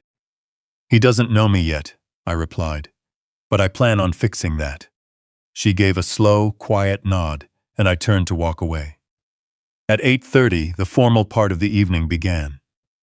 A woman with a microphone welcomed the guests, offering a few charming, practiced remarks about Leo before announcing that the family had arranged a brief presentation of gifts before dinner. Julian found me in the crowd, his hand lightly touching my elbow, not pulling, just making contact. "Dad, you can present from over by the table if you prefer. You don't have to go up front." I looked at him. "I know I don't have to go up front. I just thought—" "Julian," I said, using the tone that leaves no room for debate, "go stand with your wife." He did. I waited while 3 other gifts were presented. A delicate silver rattle from an aunt, a framed birth announcement crafted by a calligrapher, and a stuffed bear almost as large as a toddler. Then, holding the cradle with both hands, I walked toward the low platform at the front of the room. The platform was about 8 inches high, just enough to give the room a clear view. It held a microphone stand and a small table where the other gifts had been placed. I stepped onto the platform, leaving the microphone untouched. My voice had always carried well, a quality that had served me during inspections and public hearings, and it served me just as well tonight. "My name is Arthur Miller," I said. "I'm Leo's grandfather." The room went quiet, the way a room goes quiet when someone speaks without a microphone in a space where everyone expected one to be used. Heads turned. Over by the far wall, Julian went completely rigid. Near the center of the room, I noticed Richard Sterling watching with the careful, evaluating look of a man who'd released control of a situation and was now monitoring whatever happened next. I set the cradle on the table, pulled back the moving blanket, and let the white oak and pine catch the chandelier light with that particular depth real wood has. Not a flash, just a warm glow that seems to come from inside the wood rather than off the surface. "I built this for my grandson," I said. "White oak frame, pine panels, hand-cut dovetails. It will outlast every piece of furniture in this room." I paused. "I came here tonight to give this cradle to Leo. That's the only reason I'm standing here." I stepped off the platform. The room stayed quiet. Not the awkward quiet of something going wrong, but the quiet of a crowd processing something it hadn't prepared for and needing a moment to take it in. Then, in the far left corner, directly below the string quartet, Marcus Webb set his glass down and stood up. The guests closest to him glanced over. A few leaned in to see. Marcus wasn't a small man, and he didn't move with any hesitation. He walked toward me with a quiet, deliberate purpose, and people instinctively cleared a path for him, the way crowds always clear out for someone moving with that kind of resolve. He stopped 3 feet away from me. My heart didn't speed up, and my hand stayed steady. I looked across those 3 feet at Marcus Webb, waiting for whatever was coming the same way I'd always waited. Feet flat on the floor, eyes open, with no particular plan other than staying right where I was. Marcus Webb's face carried the lines of a man who'd learned somewhere along the way that pride was a luxury he couldn't afford. He was 52 or 53, with the broad shoulders of someone who'd done real physical labor in his youth before moving into an office. His dark suit, slightly large at the shoulders, gave him the look of a man who'd recently put down a load he'd carried for a long time. He stood in front of me and didn't speak right away. Around us, the room held that distinct quiet that happens when something genuine cuts through a polished gathering. "Mr. Miller," he said, his voice steady, but carrying a strain, like a man holding tight to something to keep his hand from shaking. "Marcus," I said. He blinked at his name, making a tiny adjustment, then continued. In 2012, you shut down my project, he said. The North Avenue warehouse conversion. You came out to the site, reviewed the structural submittals, and issued a stop work order the following Tuesday. He paused. I lost $400,000 in sunk costs and nearly a year on the contract. I stood in my office and told my project manager that Arthur Miller was the most destructive bureaucrat I'd run into in 20 years of building. The room was dead silent. Without looking, I could feel Julian's presence by the wall. That total stillness of someone holding their breath to catch every word. I remember the job, I said. The load calculations in the third floor submittals were based on the original 1961 framing. But that framing had been partially replaced in 1988 with materials that didn't match the original load rating. The submittals didn't account for the difference. Marcus nodded slowly. I know, he said. I knew it then. I thought it was close enough. He stopped. I want to tell you what happened 3 years later. Go ahead, I said. The building next door. Same block, same era, same construction type, was converted by another developer. Signed off by a different inspector. In July 2015, the northeast corner of the third floor collapsed while a tenant was moving in. He paused, a complicated expression crossing his face. Not quite peace. Not quite grief, but suspended right between the two. 4 people were in the stairwell. A woman named Patricia Stokes, her husband Gerald, their 19-year-old son, and a college friend helping them move. Gerald, Stokes, and the friend didn't make it out. The string quartet had stopped playing somewhere along the line. With the music gone, the room was quiet enough that I could hear the faint clink of the chandelier crystals moving in the draft from the open front doors. The building that killed Gerald Stokes, Marcus said, had the exact same structural discrepancy as my project. Same era, same partial replacement, same unaccounted for load difference. The inspector who approved it had retired 2 years before the collapse. He looked straight at me, his jaw working as he held back his emotions. You shut me down because my numbers were wrong. I spent 3 years hating you for it. And then I spent the next 6 years realizing you saved me from being the man responsible for a collapsed stairwell. His voice cracked on the last few words. Not a dramatic breakdown, just the brief slip in control that happens when a man speaks a hard truth out loud in front of a full room for the first time. I have a daughter, Marcus said.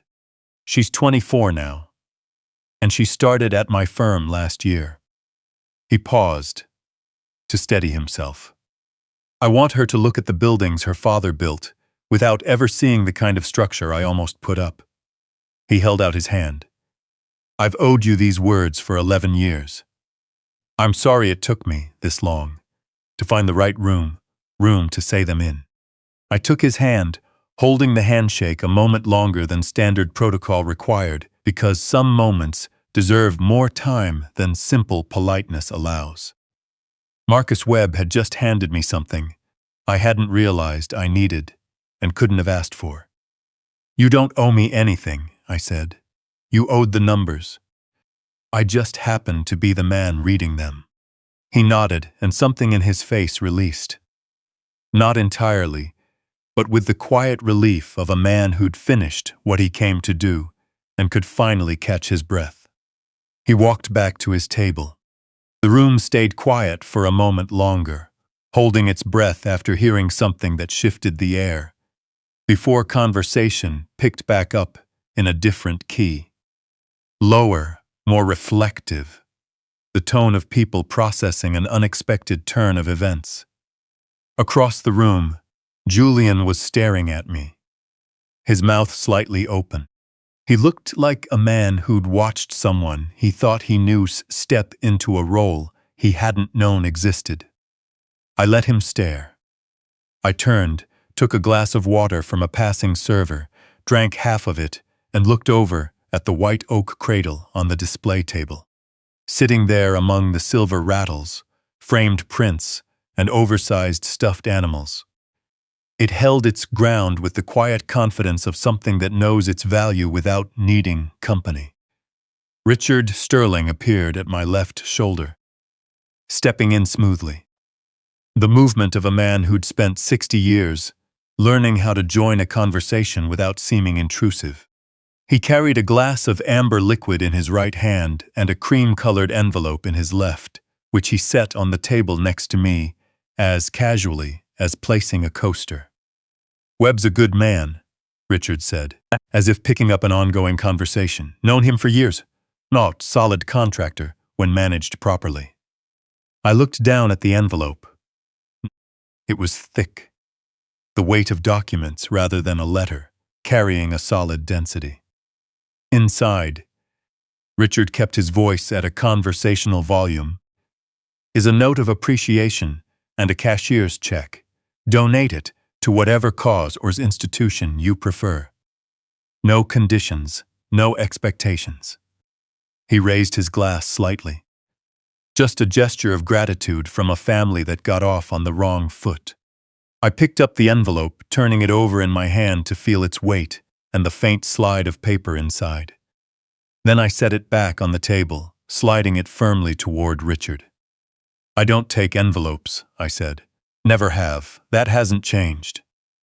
Richard's jaw tightened. A single, sharp twitch he quickly controlled. "Mr. Sterling," I said without hostility. Hostility would give him something to push against. "I came to this party to give my grandson a cradle. That's the full extent of my business here tonight. If your family wants to build a different relationship with me down the road, I'm open to that conversation. But it won't start with an envelope." He stared at me for a long moment. Men like Richard Sterling rarely get looked at the way I was looking at him. Direct, unawed, without the instinctual deference people are conditioned to show power and wealth. I watched him recalibrate, making an internal shift as he met an unexpected wall. He picked up the envelope, slid it into his jacket pocket, and took a sip of his drink. "Fair enough," he said, finally. What might have been the most honest statement Richard Sterling had made to anyone in a long time. He turned and walked back into the crowd. I watched him go, then turned back toward the room, the cradle on the table, and whatever the next hour held. Across the room, Julian closed his mouth, watching me with an unreadable expression. Not pride, not shame, but something suspended right between the two, waiting to see which way it would fall. I picked up my water glass and waited. Before I share how I looked my son in the eye and laid out the final truth, take a second to drop a comment below and let me know you're still with me. And just a quick heads up, the remaining part of this story includes some dramatized elements for storytelling purposes and may not be entirely factual. If you'd prefer to skip a fictionalized narrative, feel free to head out now. 20 minutes after Richard walked away, Julian made his way toward me. I'd stayed near the display table, watching the room return to its social rhythm. The string quartet had resumed playing, softer this time, while servers moved through the crowd with fresh drinks. The gathering had absorbed what happened, the way parties absorb most things. By moving forward and redirecting attention to the next available surface. But I could feel a shift beneath the surface. The texture of the room had sketched. The texture of the room had changed, with conversations growing more measured and glances turned more reflective. Julian walked across the room with a quick, urgent stride. The pace of a man who'd made a decision he wasn't entirely sure of and needed to move fast before he lost his nerve. He stopped in front of me, his jaw set, and his eyes bright with emotion, that had been held back too long. "Dad," he said, his voice low and tense. "I need to talk to you." "You've been talking to me all evening," I said. "Not like this." He looked around to make sure no one was within earshot, and taking my elbow, guided me 2 steps toward a window alcove, away from the nearest group of guests. I let him, because an alcove was where this conversation belonged. He stood with his back to the room, which meant I was facing it, looking out at the light, the guests, and the white oak cradle sitting on the display table in the background. From across the room, I could see Thomas standing by the wall with his glass, watching with the quiet focus of a man who knew what was coming was none of his business, yet felt a responsibility to witness it closely. "What did you say to Richard?" Julian asked. "I told him I don't take envelopes. Dad." The word came out compressed, as if the air had been squeezed out of it. "Do you understand what that envelope represented? Do you realize what it means for this family? If you just. He stopped, pressed his lips together, and started again. "I'm not asking you to do anything corrupt. I'm just asking you to make a phone call. To someone who used to work for you. Just to clarify the timeline on the review. That's all." "It's not all," I said. "And you know, it's not. It's a conversation. People who know each other have conversations like that every day." "Not about an active compliance review," I said. "Not when the outcome shifts the schedule to favor one party. That's not a conversation. That's pulling strings. I spent 27 years drawing the line between those two things, and I'm not going to blur it now just because your father-in-law's project ran into trouble." Julian raised his hands in a small, sharp gesture of frustration. "You talk about those 27 years like a shield," he said, his voice rising slightly before he pulled it back. "Like having a clean record means no one can touch you. But Dad, I'm drowning here. Do you understand what a frozen project means? Richard is furious. Cassandra hasn't slept in a week. And you're standing here at my son's party, talking about compliance reviews like you're still sitting behind your state desk." I looked at my son and let his words settle. It wasn't out of harshness, but because the only honest response to a speech like that comes after you've actually taken it in, rather than pushing back while the words are still hanging in the air. "Julian," I asked, "how long have you been telling people your father builds furniture?" He blinked, caught off guard by the turn in conversation. "What?" "Richard's guests, Cassandra's friends, the people in this room who asked about your family and were told your father was a retired carpenter." My tone stayed steady. "How long?" "How long?" His jaw tightened. "That has nothing to do with this." "How long, Julian?" He looked down at the floor. 2 years, he said. "Maybe a little longer." 2 years, I repeated, stating it not as an accusation, but as a fact that had to take up space between us before anything else could be addressed. "For 2 years, you've been telling people I was someone insignificant, because who I actually was didn't fit the story you were trying to project." I paused. "I'm not saying this to sting you. I'm saying it because if we're going to have an honest conversation, we need to start from an honest place." Julian looked up, his eyes wet with something raw that had been sitting beneath his frustration all evening. When he spoke, the tension left his voice, leaving behind a tone far more vulnerable. "I know," he said softly. "I know what I did. I've known all along." "Then you should also know I can't make that call," I said. "Not because of my record, but because of yours. The moment I pick up that phone, I become the version of a father you made up. Someone pulled out when useful and set aside when inconvenient. I won't be that man." Not for Richard Sterling, not for you, and not for anyone. Julian opened his mouth, then closed it, his throat working. Dad, I have one last thing to say, I told him. When I'm done, I'm going to find Thomas. We're going to say goodnight to Leo. And then we're leaving. So listen closely, because I'm only saying this once. He listened. The night you sent that text, the one telling me not to come to my grandson's party, because I'd make you look bad. I sat in my shop until 4 in the morning. I didn't call you.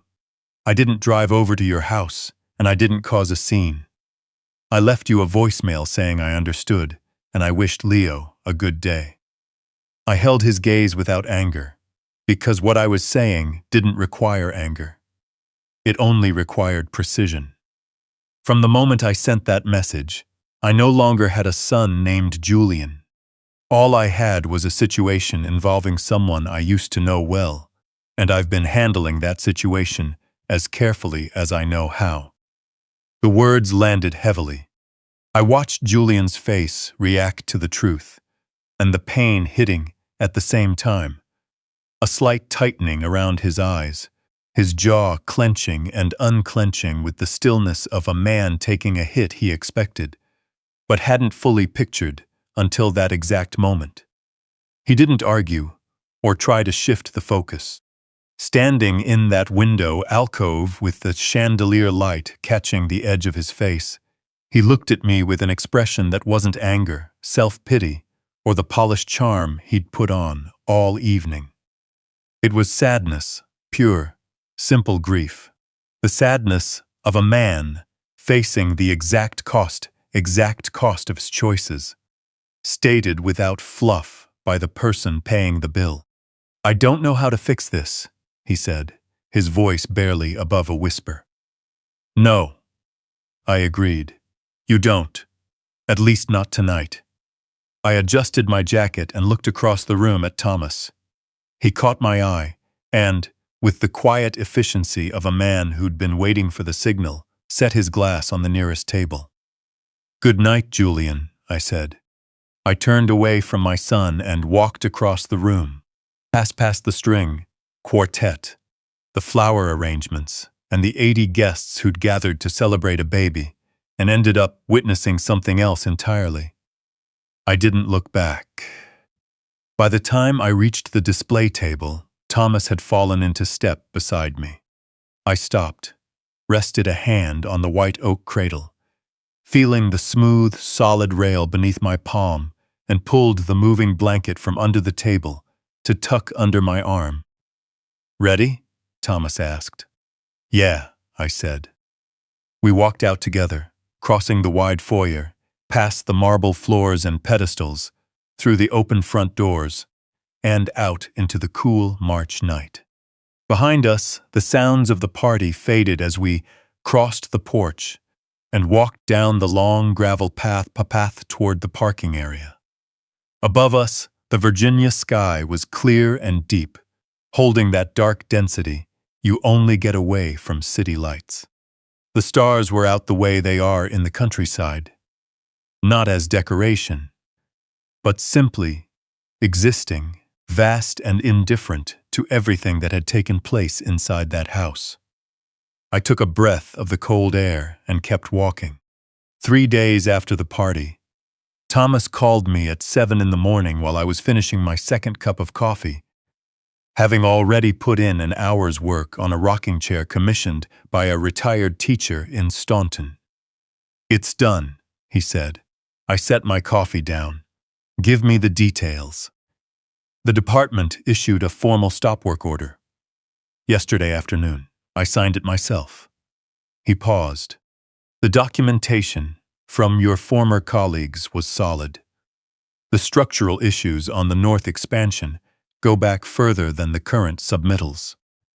K-kick are about to kick Regain.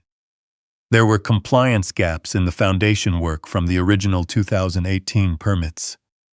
It was going to fall apart eventually. We just put the full picture together now.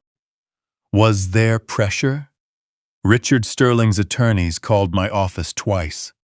I didn't return the calls. Another brief pause.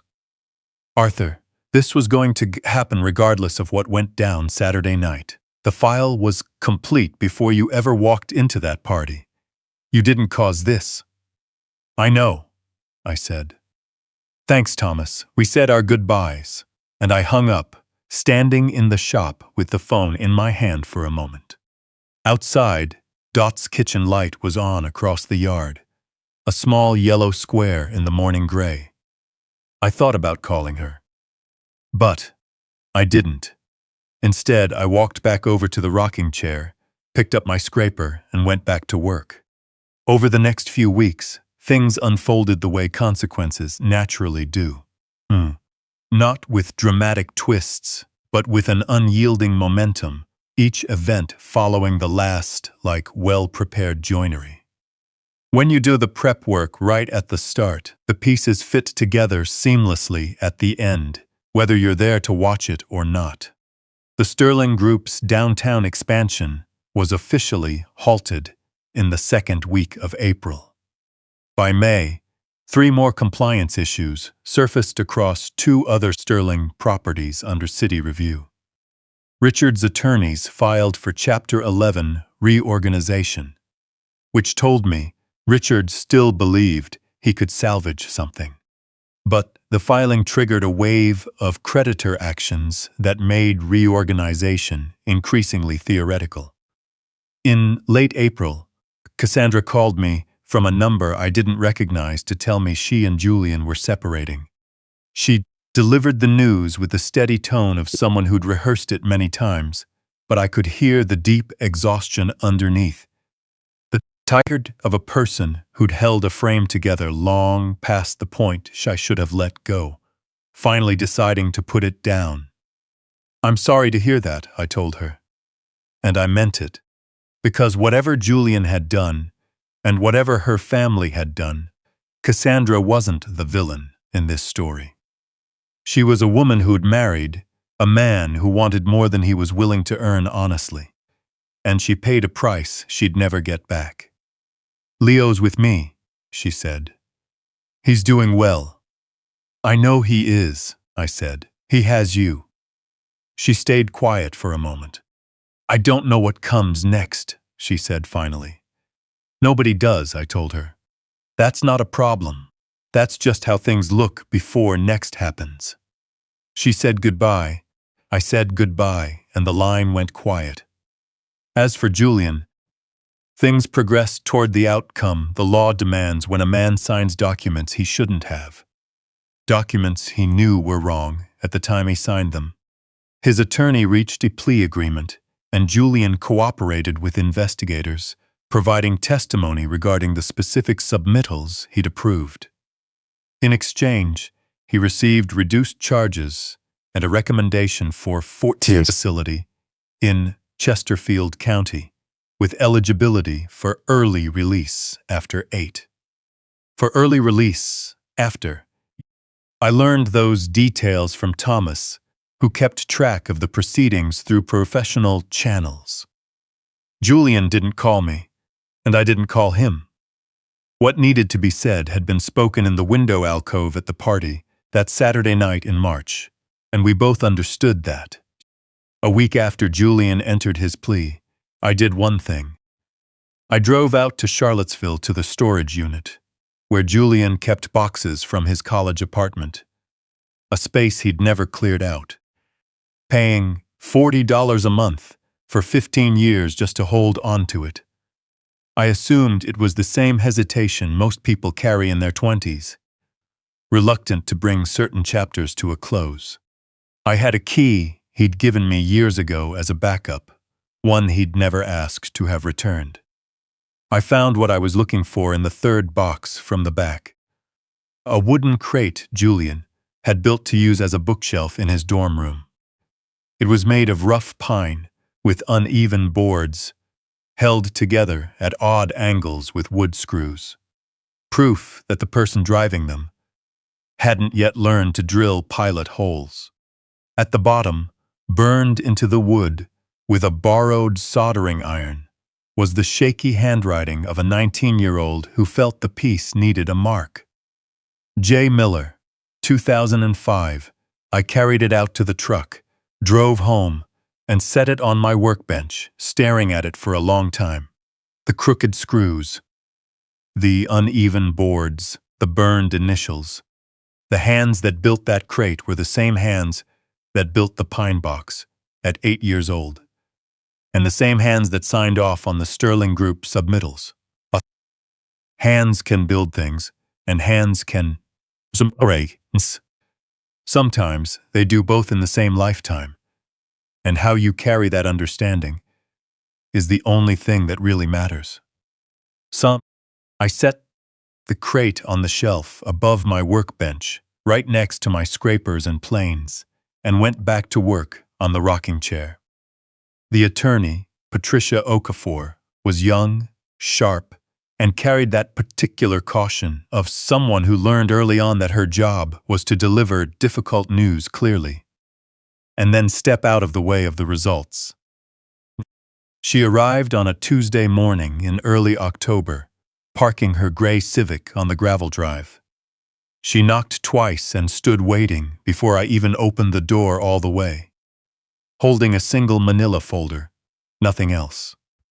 "Mr. Miller," she said, "I represent Cassandra Sterling Miller. She asked me to come discuss physical custody arrangements for Leo." I made coffee. She sat on the stool by the workbench, setting out the situation in a direct, orderly way, the tone of someone who'd rehearsed her words to minimize the sting without sacrificing the facts. Since Richard filed for Chapter 11, Cassandra's financial standing had taken a severe hit. Her personal assets had been partially caught up in creditor actions tied to the collapse of the Sterling Group. She was reorganizing. She was working. She wasn't without resources, but managing all of it while trying to provide Leo with the stability he needed had become, as her lawyer carefully put it, a coordination challenge. It was something she couldn't handle alone right now. She wanted Arthur to take full-time care of Leo, not permanently, at least not yet, and without using that word. It would be a temporary custody arrangement, voluntarily executed by Cassandra, transferring legal decision-making for Leo's day-to-day life to me while she stabilized her situation. Under Virginia law, a grandparent can petition for temporary custody when a parent voluntarily consents. A judge would review the petition, assess the proposed guardian's suitability, and if satisfied, issue the order. Patricia estimated that without any complications, it would take about 3 weeks from filing to approval. "She chose you specifically," Patricia said, taking a sip of her coffee. Her exact words were, "You're the only person in Leo's life who wants nothing from him except his well-being."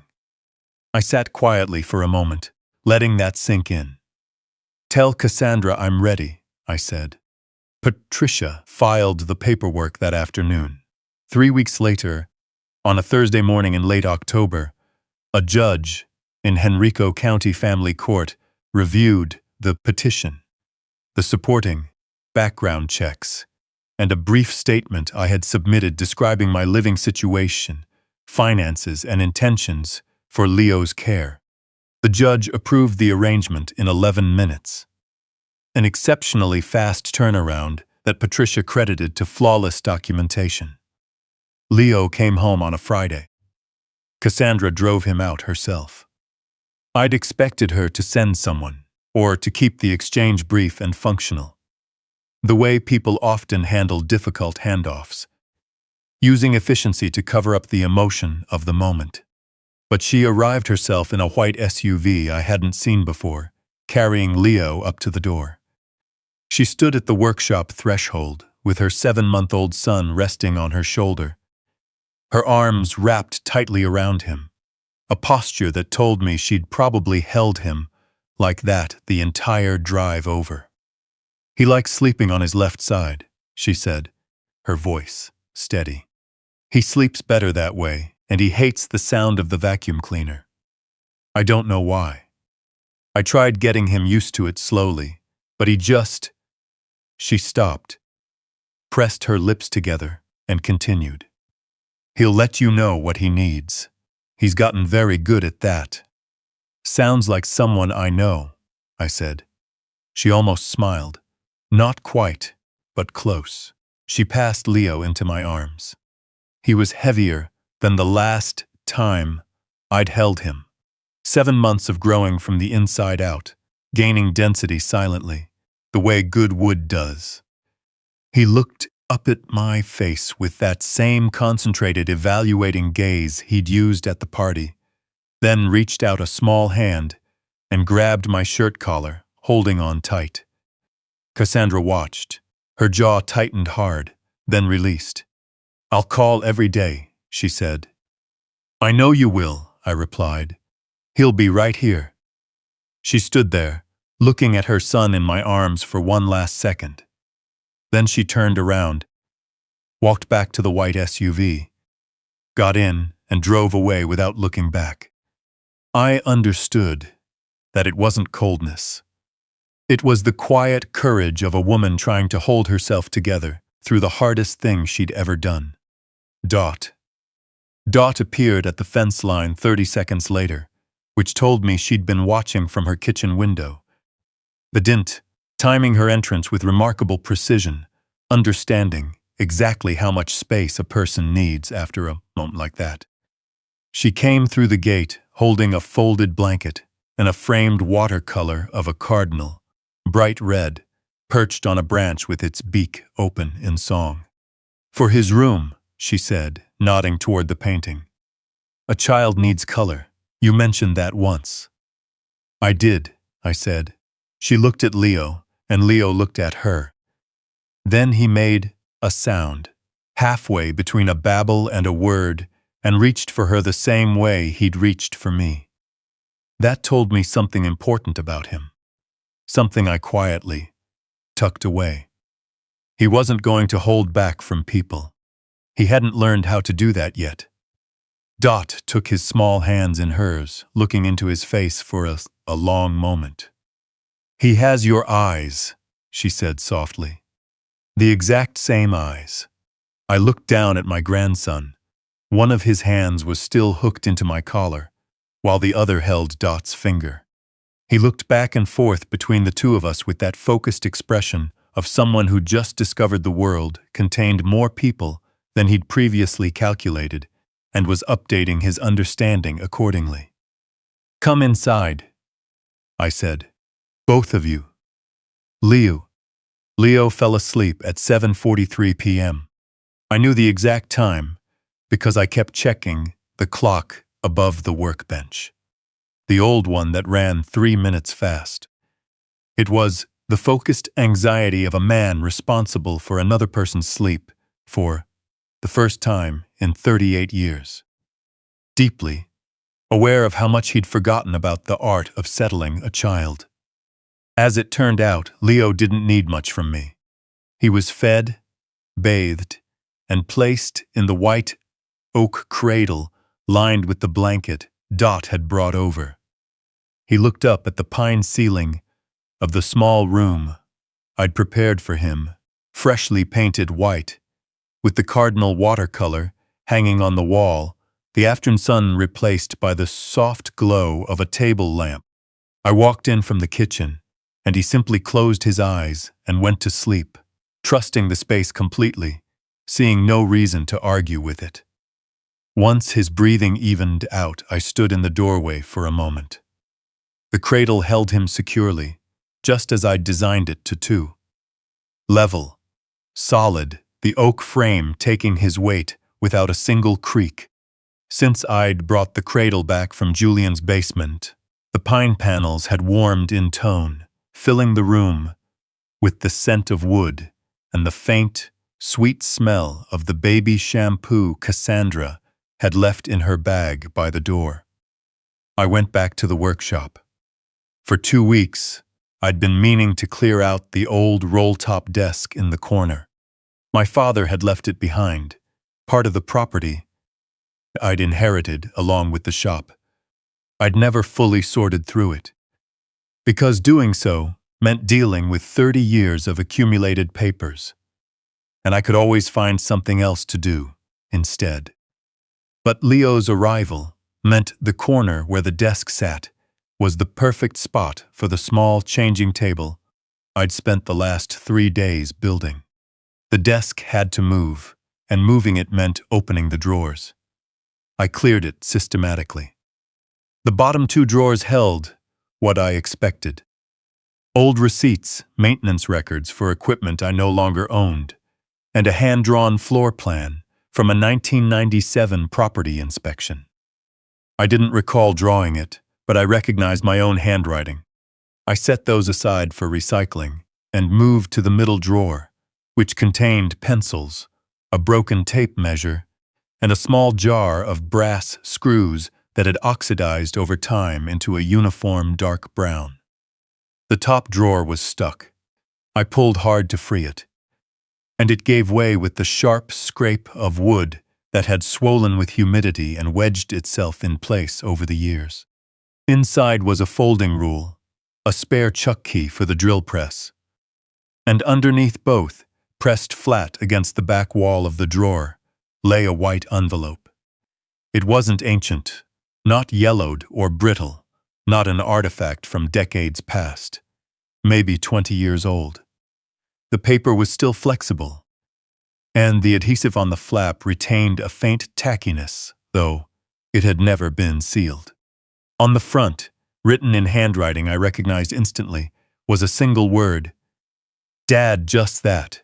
No address, no date, only Dad.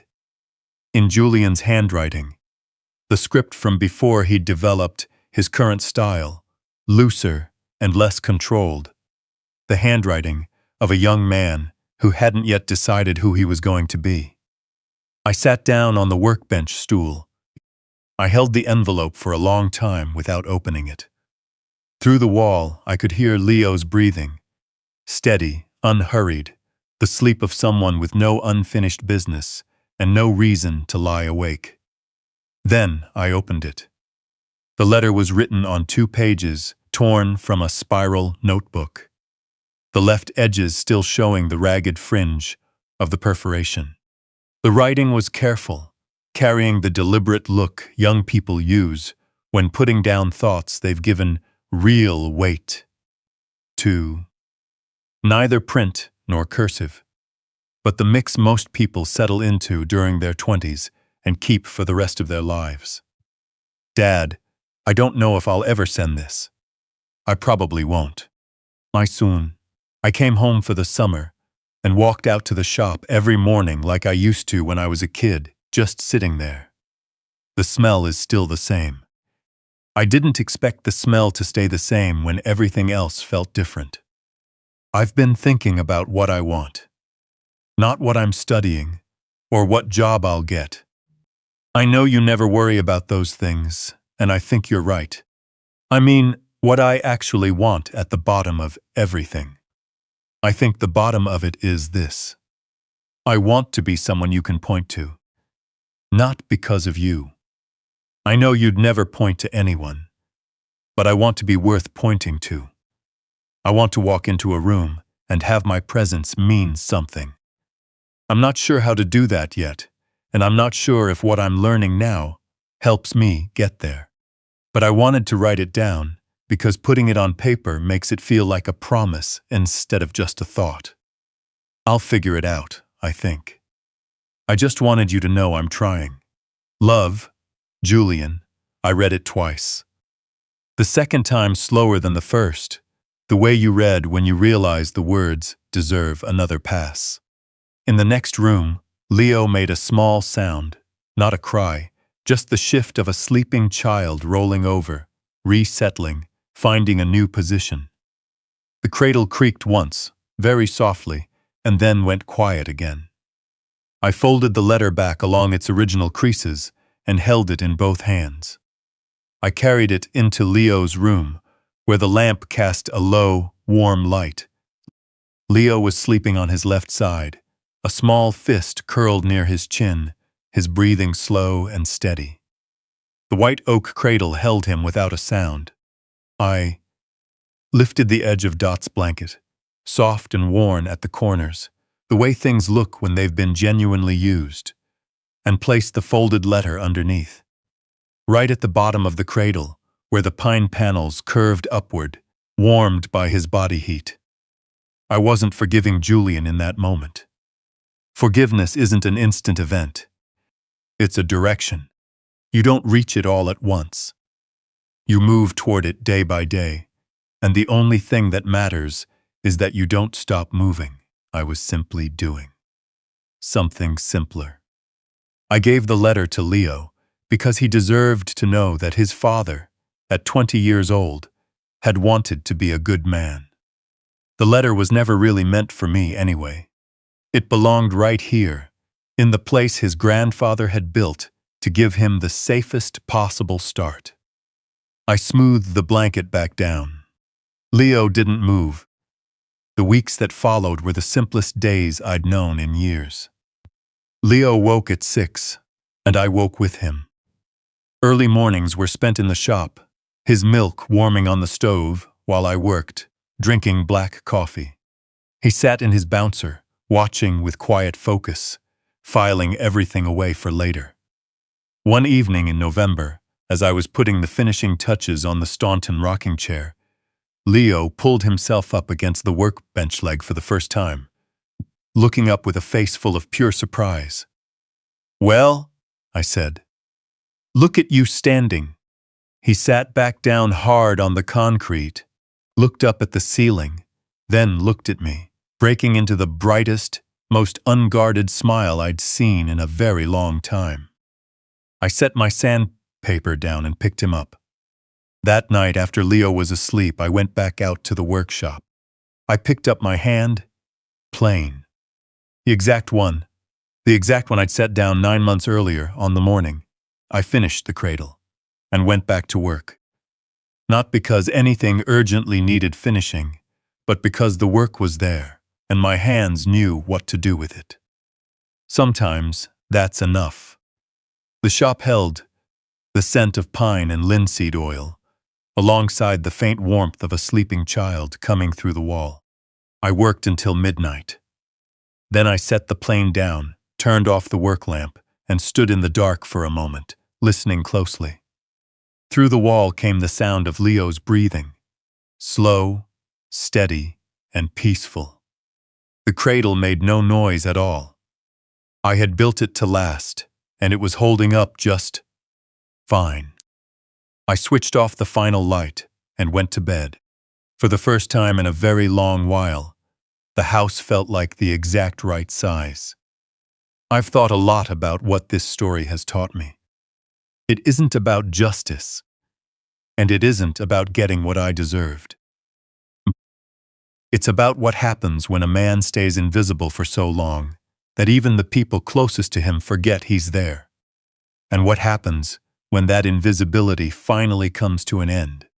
If I could say one thing to anyone watching this, it would be this: don't do what I did. Don't spend decades swallowing your own worth just to keep a quiet surface. Don't wait for a magazine cover to prove your value to people who should have seen it all along. The people who truly care about you don't need proof. I believe, with everything I've learned over a long life, that a quiet life is never wasted. Every year I spent in that workshop, every piece of wood I shaped, every silent morning with my coffee and my tools was building something. I just didn't know what it was building toward at the time. In the end, family justice doesn't always come with a loud crash. Sometimes it arrives quietly, like good wood seasoning over time, without drama, simply becoming what it was always meant to be. Revenge stories about family often end in ruins. Mine ends with a child sleeping in as a cradle built by my own hands. If this story resonated with you, drop a comment below. I'd love to know what you would have done in my place. Share this with someone who might need to hear it, and subscribe so you don't miss what comes next. Thank you for staying with me until the end. Some of the stories I share include dramatized elements for reflection and life lessons, and if that's not your style, that's okay. Find what speaks to your heart.